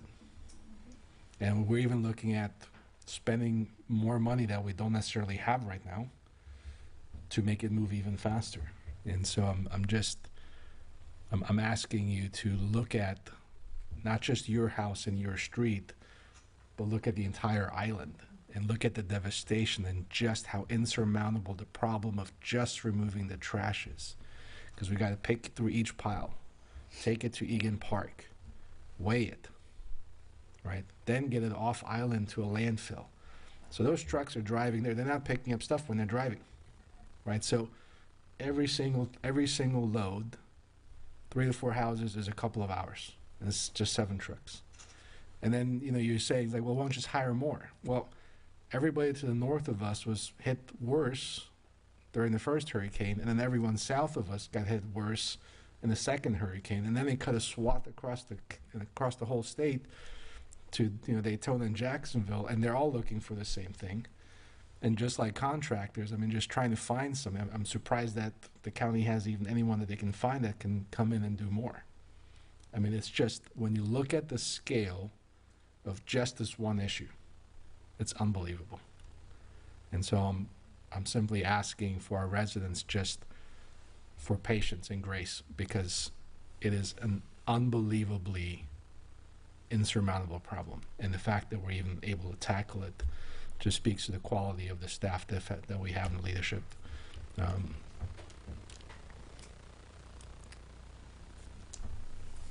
Thank you. Maybe just another piece of data I got today. On the 13th of October, they completed 83 loads. So if that kind of gives you another number. Staff is working on proactively letting neighborhoods that they're going to be in their neighborhood. So just, again, some hope. If people know, okay, the truck's coming. I know I saw them on my street once, and we thought it was a glorious day. And so it's just kind of keeping that communication, and we're working harder to start to proactively let people know where they're going to be. Another question, Francis, because I know people ask me too, this is like the first pickup. I know down my street there's 3 houses that there's people that haven't even come to their house in Helene. So they haven't taken anything out. My question is maybe about coordination. I know there's a lot of moving pieces, and maybe how difficult that could be, but who's keeping tabs of, hey, we did the first round here, now we're going to go do first round and the next one, but we got to remember to go back to do the second round, and It's between the hauler and staff. Okay. So they literally coordinate daily. And so they've been trying to hit every spot once. It could take 2 to 3 to 4 times. And what we haven't put in the calculation is, as soon as they remove the first pile of debris, how much construction debris is going to start showing up Yeah. in the next 30, 60. So it's just because it's not there yet doesn't mean it's not going to show up. Correct. Right. And that's why I said there's a lot of homes. There's people who physically can't remove their own debris. And I know I give them the resources. Hope Florida, there was a couple of others that volunteer time for people who can't physically do it themselves. So hopefully they're looking at those resources that the city has posted out as well. But most people want to see their stuff before it's gone, right? So, like I said, there's people who haven't been home, so their first pickup hasn't even been done. So, we might have to later even have to pay because of just the amount of time. It will take longer than those 90 days or more. And with that, is the calculation of 90 days on the second storm or the first storm? That's another complicated answer. So we are working hard with the county and the state to advocate for FEMA to combine these 2 storms. We have not been successful yet. So we'll keep you posted, but right now we are tracking 2 different storms with 2 different labor codes, actions, missions. It's doubled the administrative burden at this point. Yeah. Thank you. Commissioner Mulholland, you had a follow-up or ancillary question? I figured it out on my own based on the discussion. Thank you, sir. Okay. City Manager, you had 2 items on employee relief and PTO. Yes, thank you, Mayor and And Commission. I apologize. I'm assuming that Commissioner Mulholland, your question on existing permits was answered? Yes. Okay. Could I ask one on that, because I didn't think he was done, just. Okay, sure. Sorry. Just as I thought you were going to say, no, wait, I have one more question because I didn't jump on your other one. For existing permits, because there are people waiting right now, right? Like we talk about in queue, and I know you know very well about people who have been upset about still waiting for when is their permit being reviewed. And so with all of these now, other ones coming in, emergency permits, and I know we're talking about having temporary staffing to come in, or permanent, because God knows how long this will take. What happens to all of the current existing, you know, like I recognize that home, you know, that wants to go up, you know, they've been waiting for a long time. We're still in hurricane season, you know, when are people who are waiting now, you know, is it going to be pushed back? I mean, is it hard to say? I mean, I know there's a lot of people waiting. Right, so I think I'll ask the director to help subsidize my answer, but I have asked community development. There's a part of the comprehensive plan that provides for the commission to create a policy to prioritize permitting post-disaster. So we are bringing that back to you as well. But I don't know if we're bound by some legal timelines with current permits in play that may not be impacted regardless of what policy direction you give us. But if you can help me fill in the blanks, maybe. So I should say, over the past 2 weeks, even though City Hall was closed, we were still processing permits. So things submitted electronically were still being processed, so on and so forth. I don't know anything about any specific permits, to be honest. So if there's something specifically that you want me to look into, please let the city manager know. The coastal element of the comprehensive plan, goal 3, baked within goal 3 of that, does address post-disaster recovery plans. One of the things that we will likely bring to you next week is some recommendations to CETA Recovery Task Force.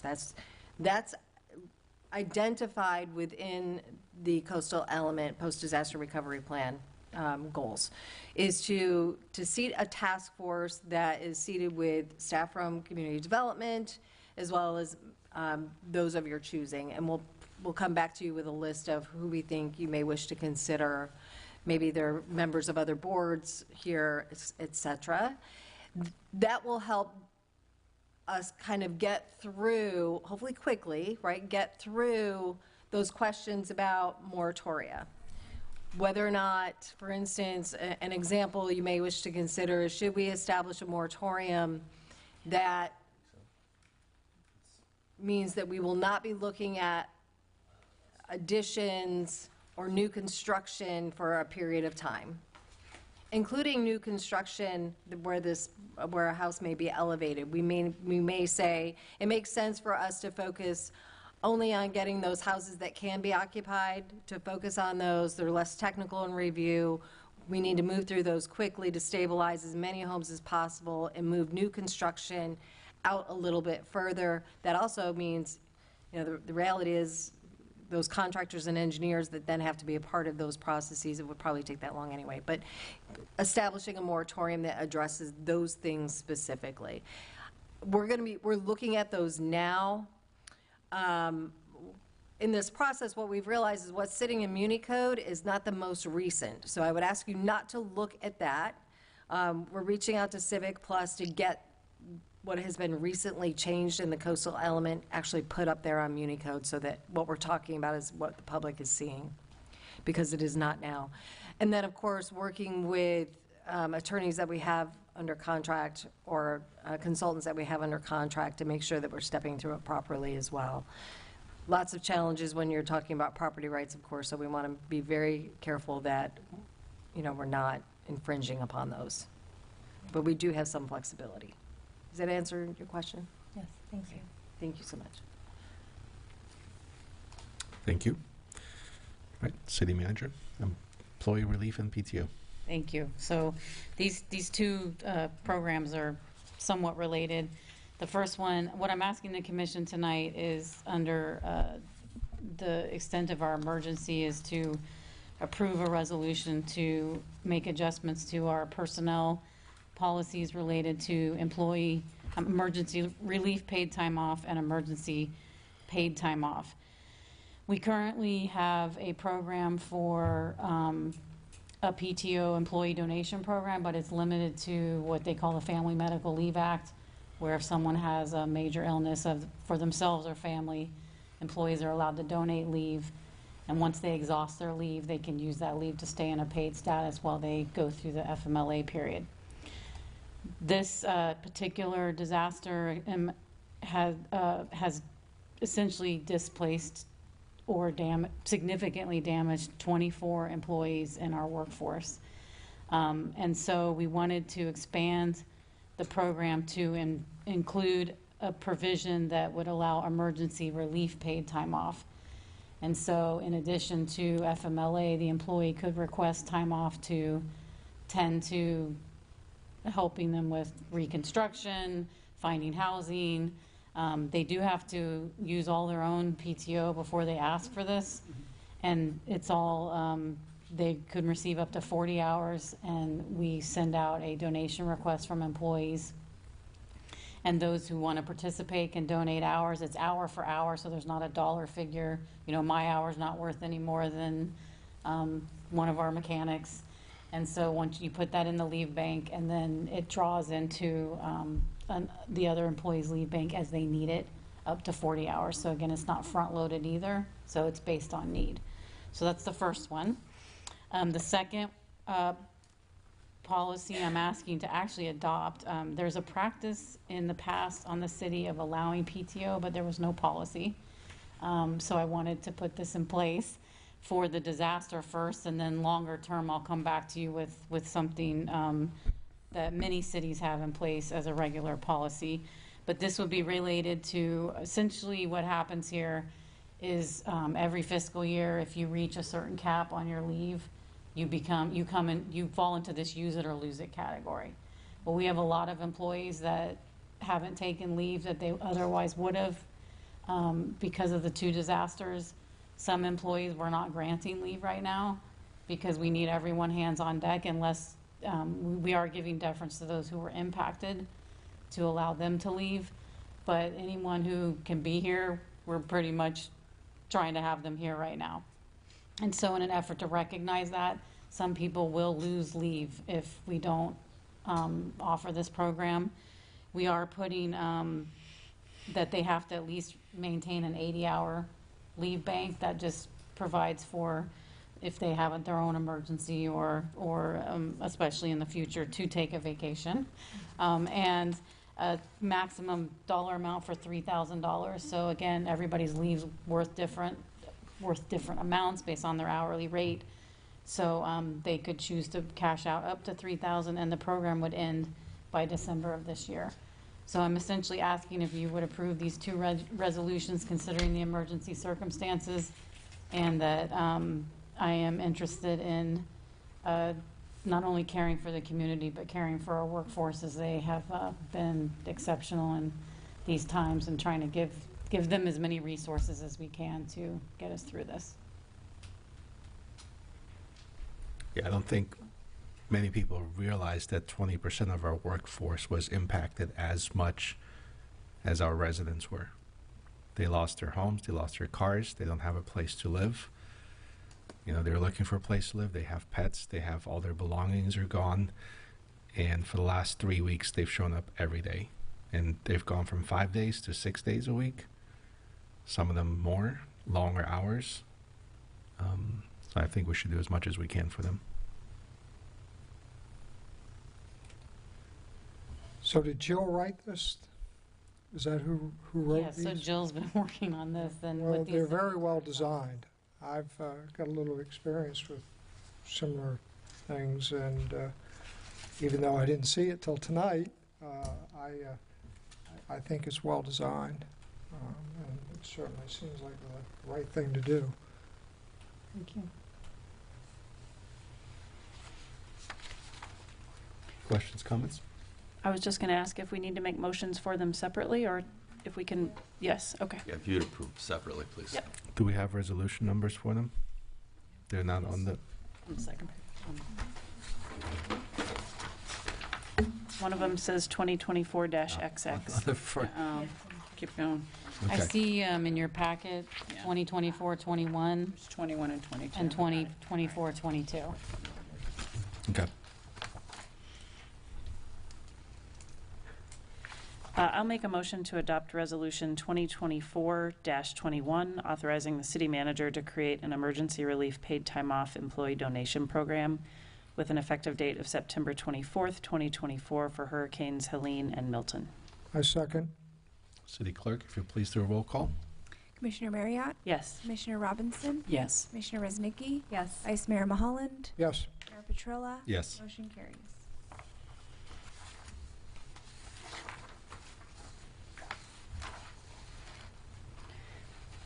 I'll make a motion to adopt Resolution 2024-22, authorizing the city manager to create an emergency paid time off cash-out benefit program for employees with an effective date of September 24th, 2024 for Hurricanes Helene and Milton.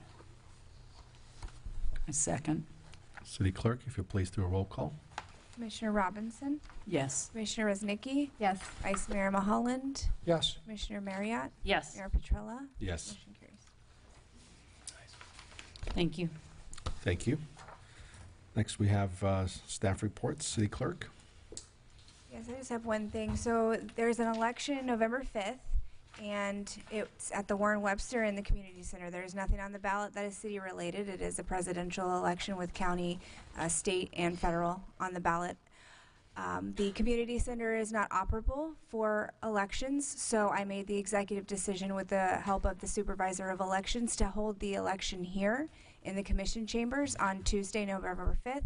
We do not have a commission meeting that day. If you recall, it's on Monday because of the election, so they will be set up here at 7 a.m. to 7 p.m. It was the only option that we could provide that was in the same vicinity as the Community Center. The Warren Webster is still viable and will be used for Districts 3 and 4 voting. That Thank you. information is on the website, and it was shared with Mark Portugal. I'll make the announcement today. I will make the announcement next time, and I'll make the announcement again on November 4th. Thank you, City Clerk. City Manager. Thank you. I know it's late, but we talked about a lot, but I wanted to leave you with a brief reflection. In moments like these, we are reminded of the quiet strength within our community, and I wanted to take a moment to express my sincere gratitude to both our employees and the residents of our community. Together, we have weathered storms both literally and figuratively. Over the past week, we faced challenges that tested all of us, but it's your hard work, patience, and resilience that have moved us forward to this point.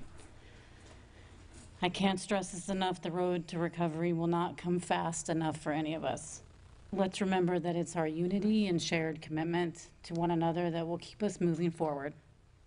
I encourage everyone to reflect each day and celebrate one win.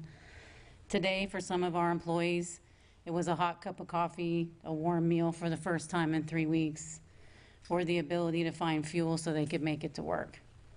For me as your city manager, it was that you could drink your water, flush your toilets, and that FEMA approved a 30-day normal disaster to a 90-day extension of 100% reimbursement for the city. The same compassion that has guided us this far will be the one ingredient that will keep us to continue to rebuild stronger than ever before. Thank you again for every small act of kindness you showed to someone else or self-care you recognized for yourself. I wholeheartedly believe the recipe for success is here in St. Pete Beach. Thank you all for your support. Thank you. City Attorney. Yes, thank you. I'm gratified that you all solicited two very, very good law firms, and you couldn't have made a bad choice. Fortunately, you've got Erica still on your team doing your special magistrate, so it makes me feel good that the folks that are coming in are and we'll do everything in our power to make sure that it is a seamless transition. But I also want to state this, that I know for a fact that you've got Ralph and Nancy over there and myself, who in Southwest Florida, we've gone through the same situation where things look very grim.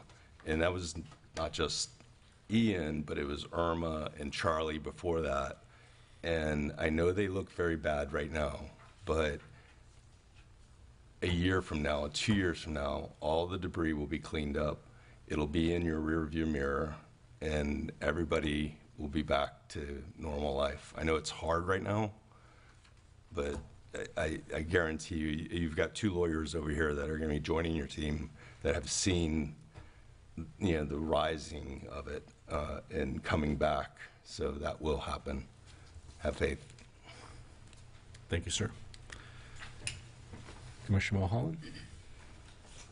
Not a lot to say as it relates to District 4. We've talked, pretty much what we've talked about tonight is what the people are interested now.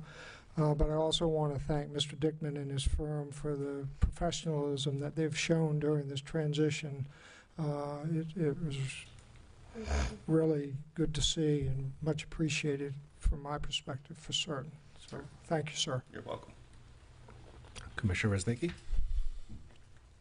Just to follow with you, I want to thank Andrew and his firm too for your service to our city. I mean, it was 10 good years, so I appreciate it.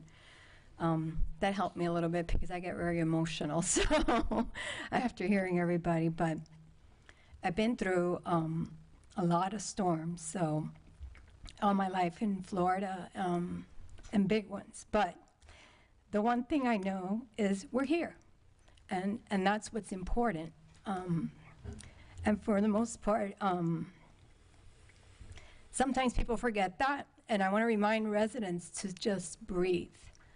There's no rush. Everyone's so rushed to get their garbage out, to find a contractor, to get their drywall out, to get the mold out, because we're stressed. And I think we put our strengths to that, because we got to get it done, we got to get things done.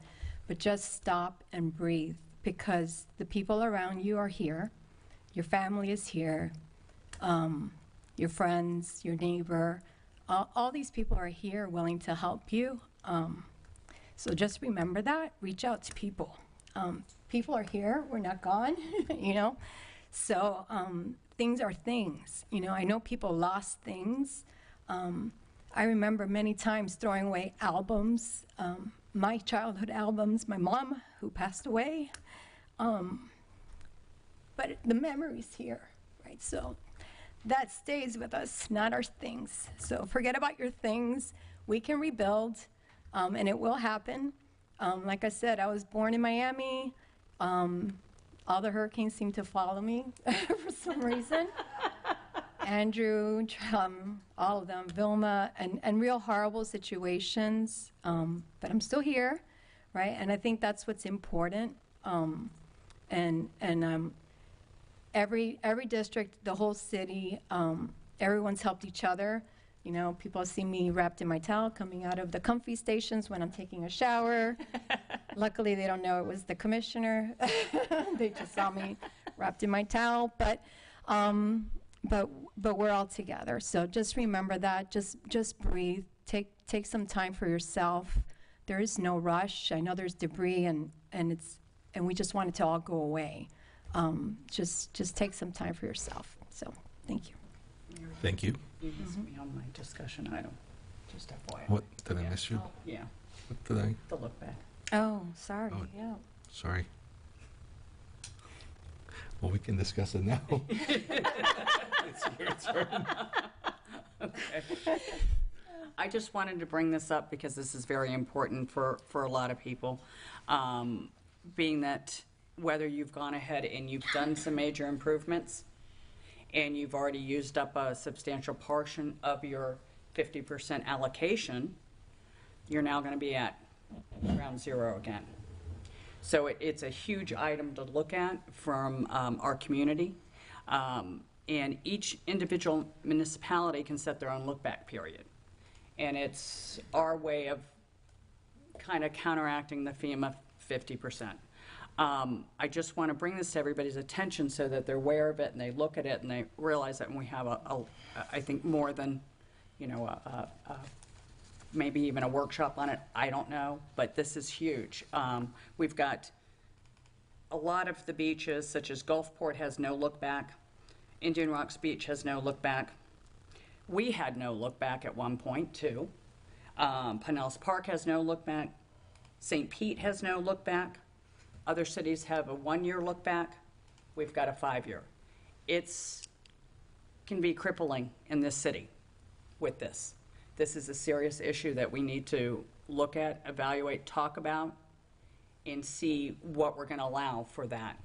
And the community needs to be aware of that and with their investments and what they can and cannot do.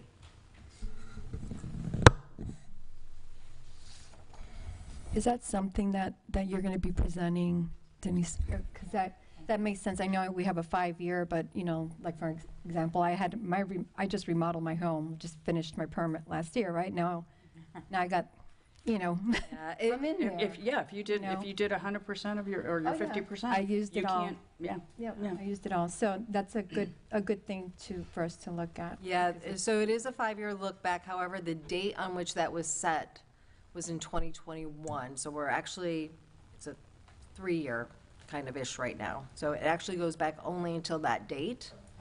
So we're not fully into the 5 years. We can talk about that next week. Certainly think that we should. What I don't know, and I'll be looking to attorneys for, I just haven't had a chance to look at this yet, is whether or not you can go back. Because we have it on book at time of storm, I don't know if we can modify and set to 0 or 1 year or what have you. I don't know. Maybe you all know that. I don't know. Can you explain a second, because you kind of threw me off. You said we're at 3 years, but isn't it individual homes? Like I have.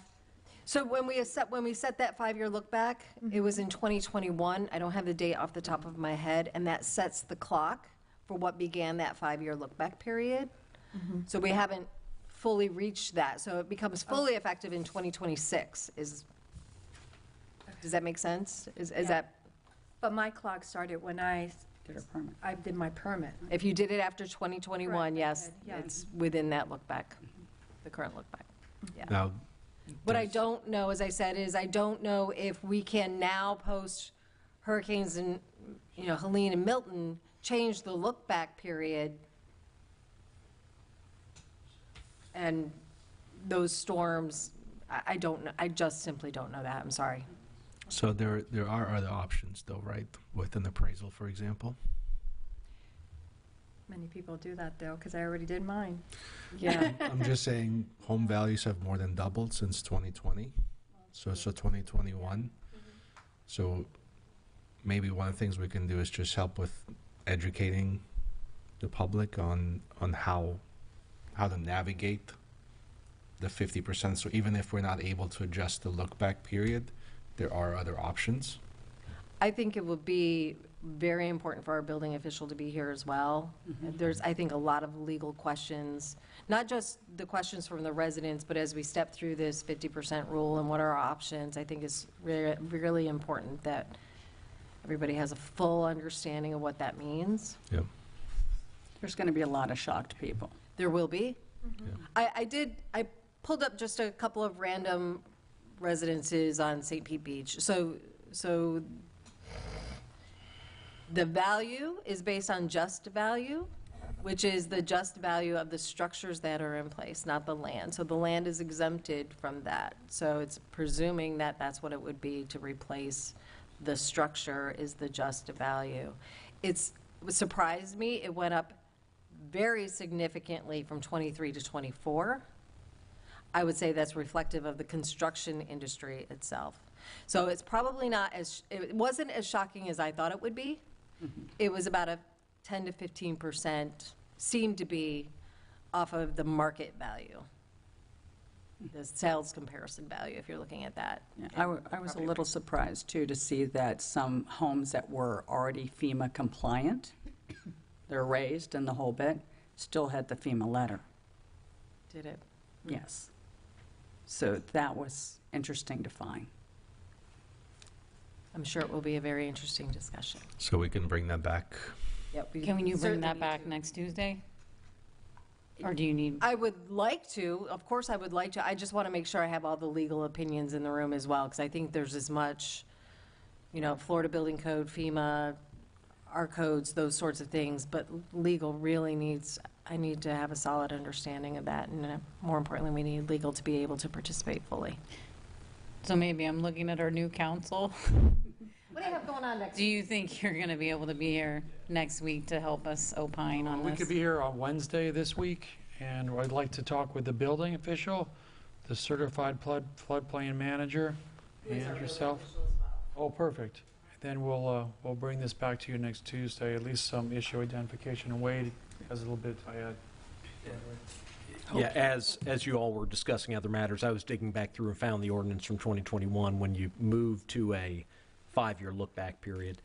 I think it's a very important question because FEMA will find important things that are not immediately obvious as being important. So I think it's an important question to ask whether or not you can kind of go back. What you were implementing in the 5-year is FEMA has a prohibition on phasing. Okay, they have in their regulations a prohibition that you not break up a project into multiple projects. So you say, oh, that project was, under 50%, and then this one, and then you've, stone souped it the whole way to have a big new house, what have you. And then there's a lot of different ways local governments try to deal with that issue. One of them is to have a look-back period of 1 year, 5 years, what have you. I think the primary question would be, what's FEMA going to look at? Because FEMA doesn't require a 5-year look back. There are a number of jurisdictions that don't have a 5-year look back. The question is going to be, how's FEMA going to look at it when there is a change? There are other jurisdictions, I can tell you just from peeking around here, a number of other jurisdictions that have rolled back from a 5-year to lesser, which I think actually gives the opportunity to get from them what the practical feedback they've gotten from FEMA on. So we'll dig into that and hopefully be able to report back on that. Thank you, sir. Thank you. I want just say, I just want to thank the community and all the residents for hanging in there and being kind. And I've asked them to clean out their gutters because I said I would do it on mine, and I've done it on my street. I mean, there's things we just got to do for ourselves that we can't expect the city to do because they're overwhelmed as well as we are. So I appreciate everybody's kindness and everybody's grace and everybody's patience, and appreciate the community as a whole. Thank you. Thank you, Commissioner. Commissioner Marriott? So yeah, District 1, like everywhere else, is full of houses that are at grade level, and myself included, we all had lots of water in our house, and I think that what the rest of the commissioners have said tonight is very applicable, and we all need to look for about 2 inches of progress a day, and if we get 2 inches of progress a day, it's a really good day.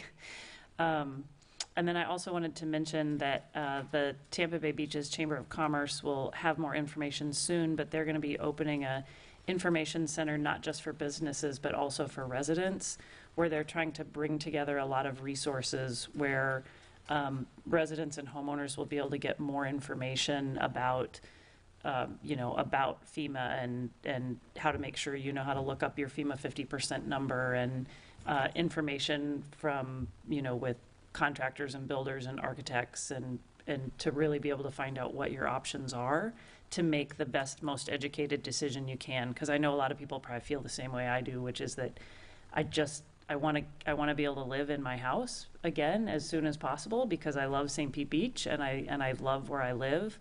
But it's going to take a minute to figure out, and it's going to be hard to come up with all the information we need to make a good decision. So as soon as they're ready, I'll try to get that information out to everybody that we can, so that we can all make the best decisions we can about how to move forward. Thank you. So we live in, there's an old blessing and a curse. May you live in interesting times, and we certainly live in interesting and unprecedented times. I don't think any of us here knew what we signed up for when we ran for these offices. I'll echo what many of you have already said. The city manager, our staff lost their homes, and yet they're still here. And they go home and they try to pick up the pieces of their parts. What we're going through is just unprecedented in the history of our city. It's never happened. Not in almost 70 years that we've been around as a city. It just hasn't. And I want to say I hear you. I wish I had a magic wand I can just wave around and I could make it all go back to how it was 3 weeks ago. I'm going to have to tell you some hard truths, and we all will over the next few weeks and months, and you're probably not going to like some of the things we have to tell you, but we'll tell you the truth nonetheless. And you'll have to decide how you react to that truth. So I don't have a magic wand. None of us do. We can't make it go back to how it was 3 weeks ago overnight. It'll be months, 6 months, 12 months. In some cases, it's going to be a year for some of the businesses and properties to come back to what they were. And I'll just echo what some of the commissioners said. We're going to need your patience. We're going to need your kindness. We're going to need your understanding. We're going to need grace. We're going to need you to come work with us on solutions. It's not going to help any of us if we're fighting against each other at this time. That's not what's going to move us forward. What's going to move us forward is the things that we've seen, neighbors helping neighbors. I've been borrowing somebody else's car for 3 weeks because turns out I had 3 cars and I didn't have rental insurance on any of them because I thought I had 3 cars. What's going to happen? One's going to go. I've got 2 other ones.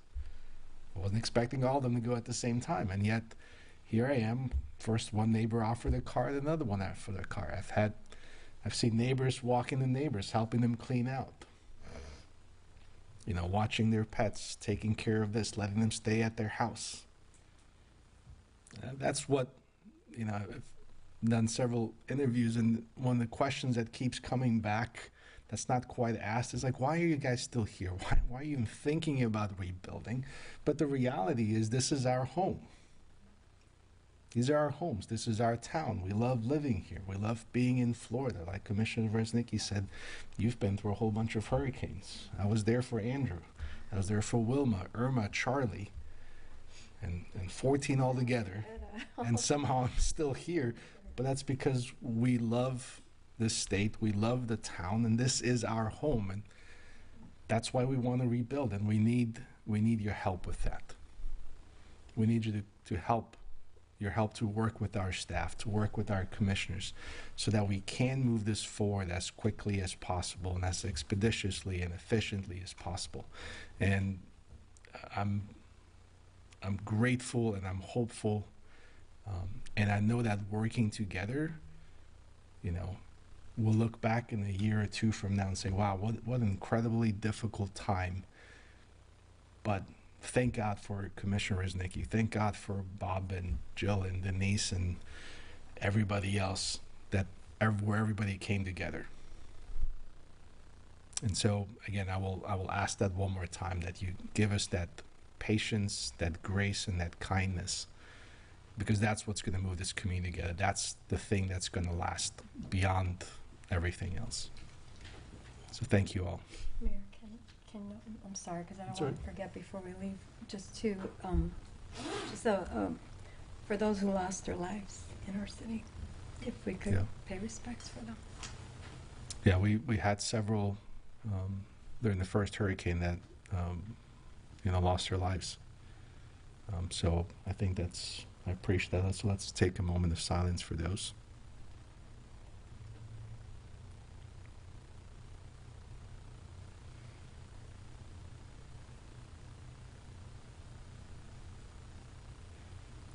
Thank you, everyone. We are adjourned.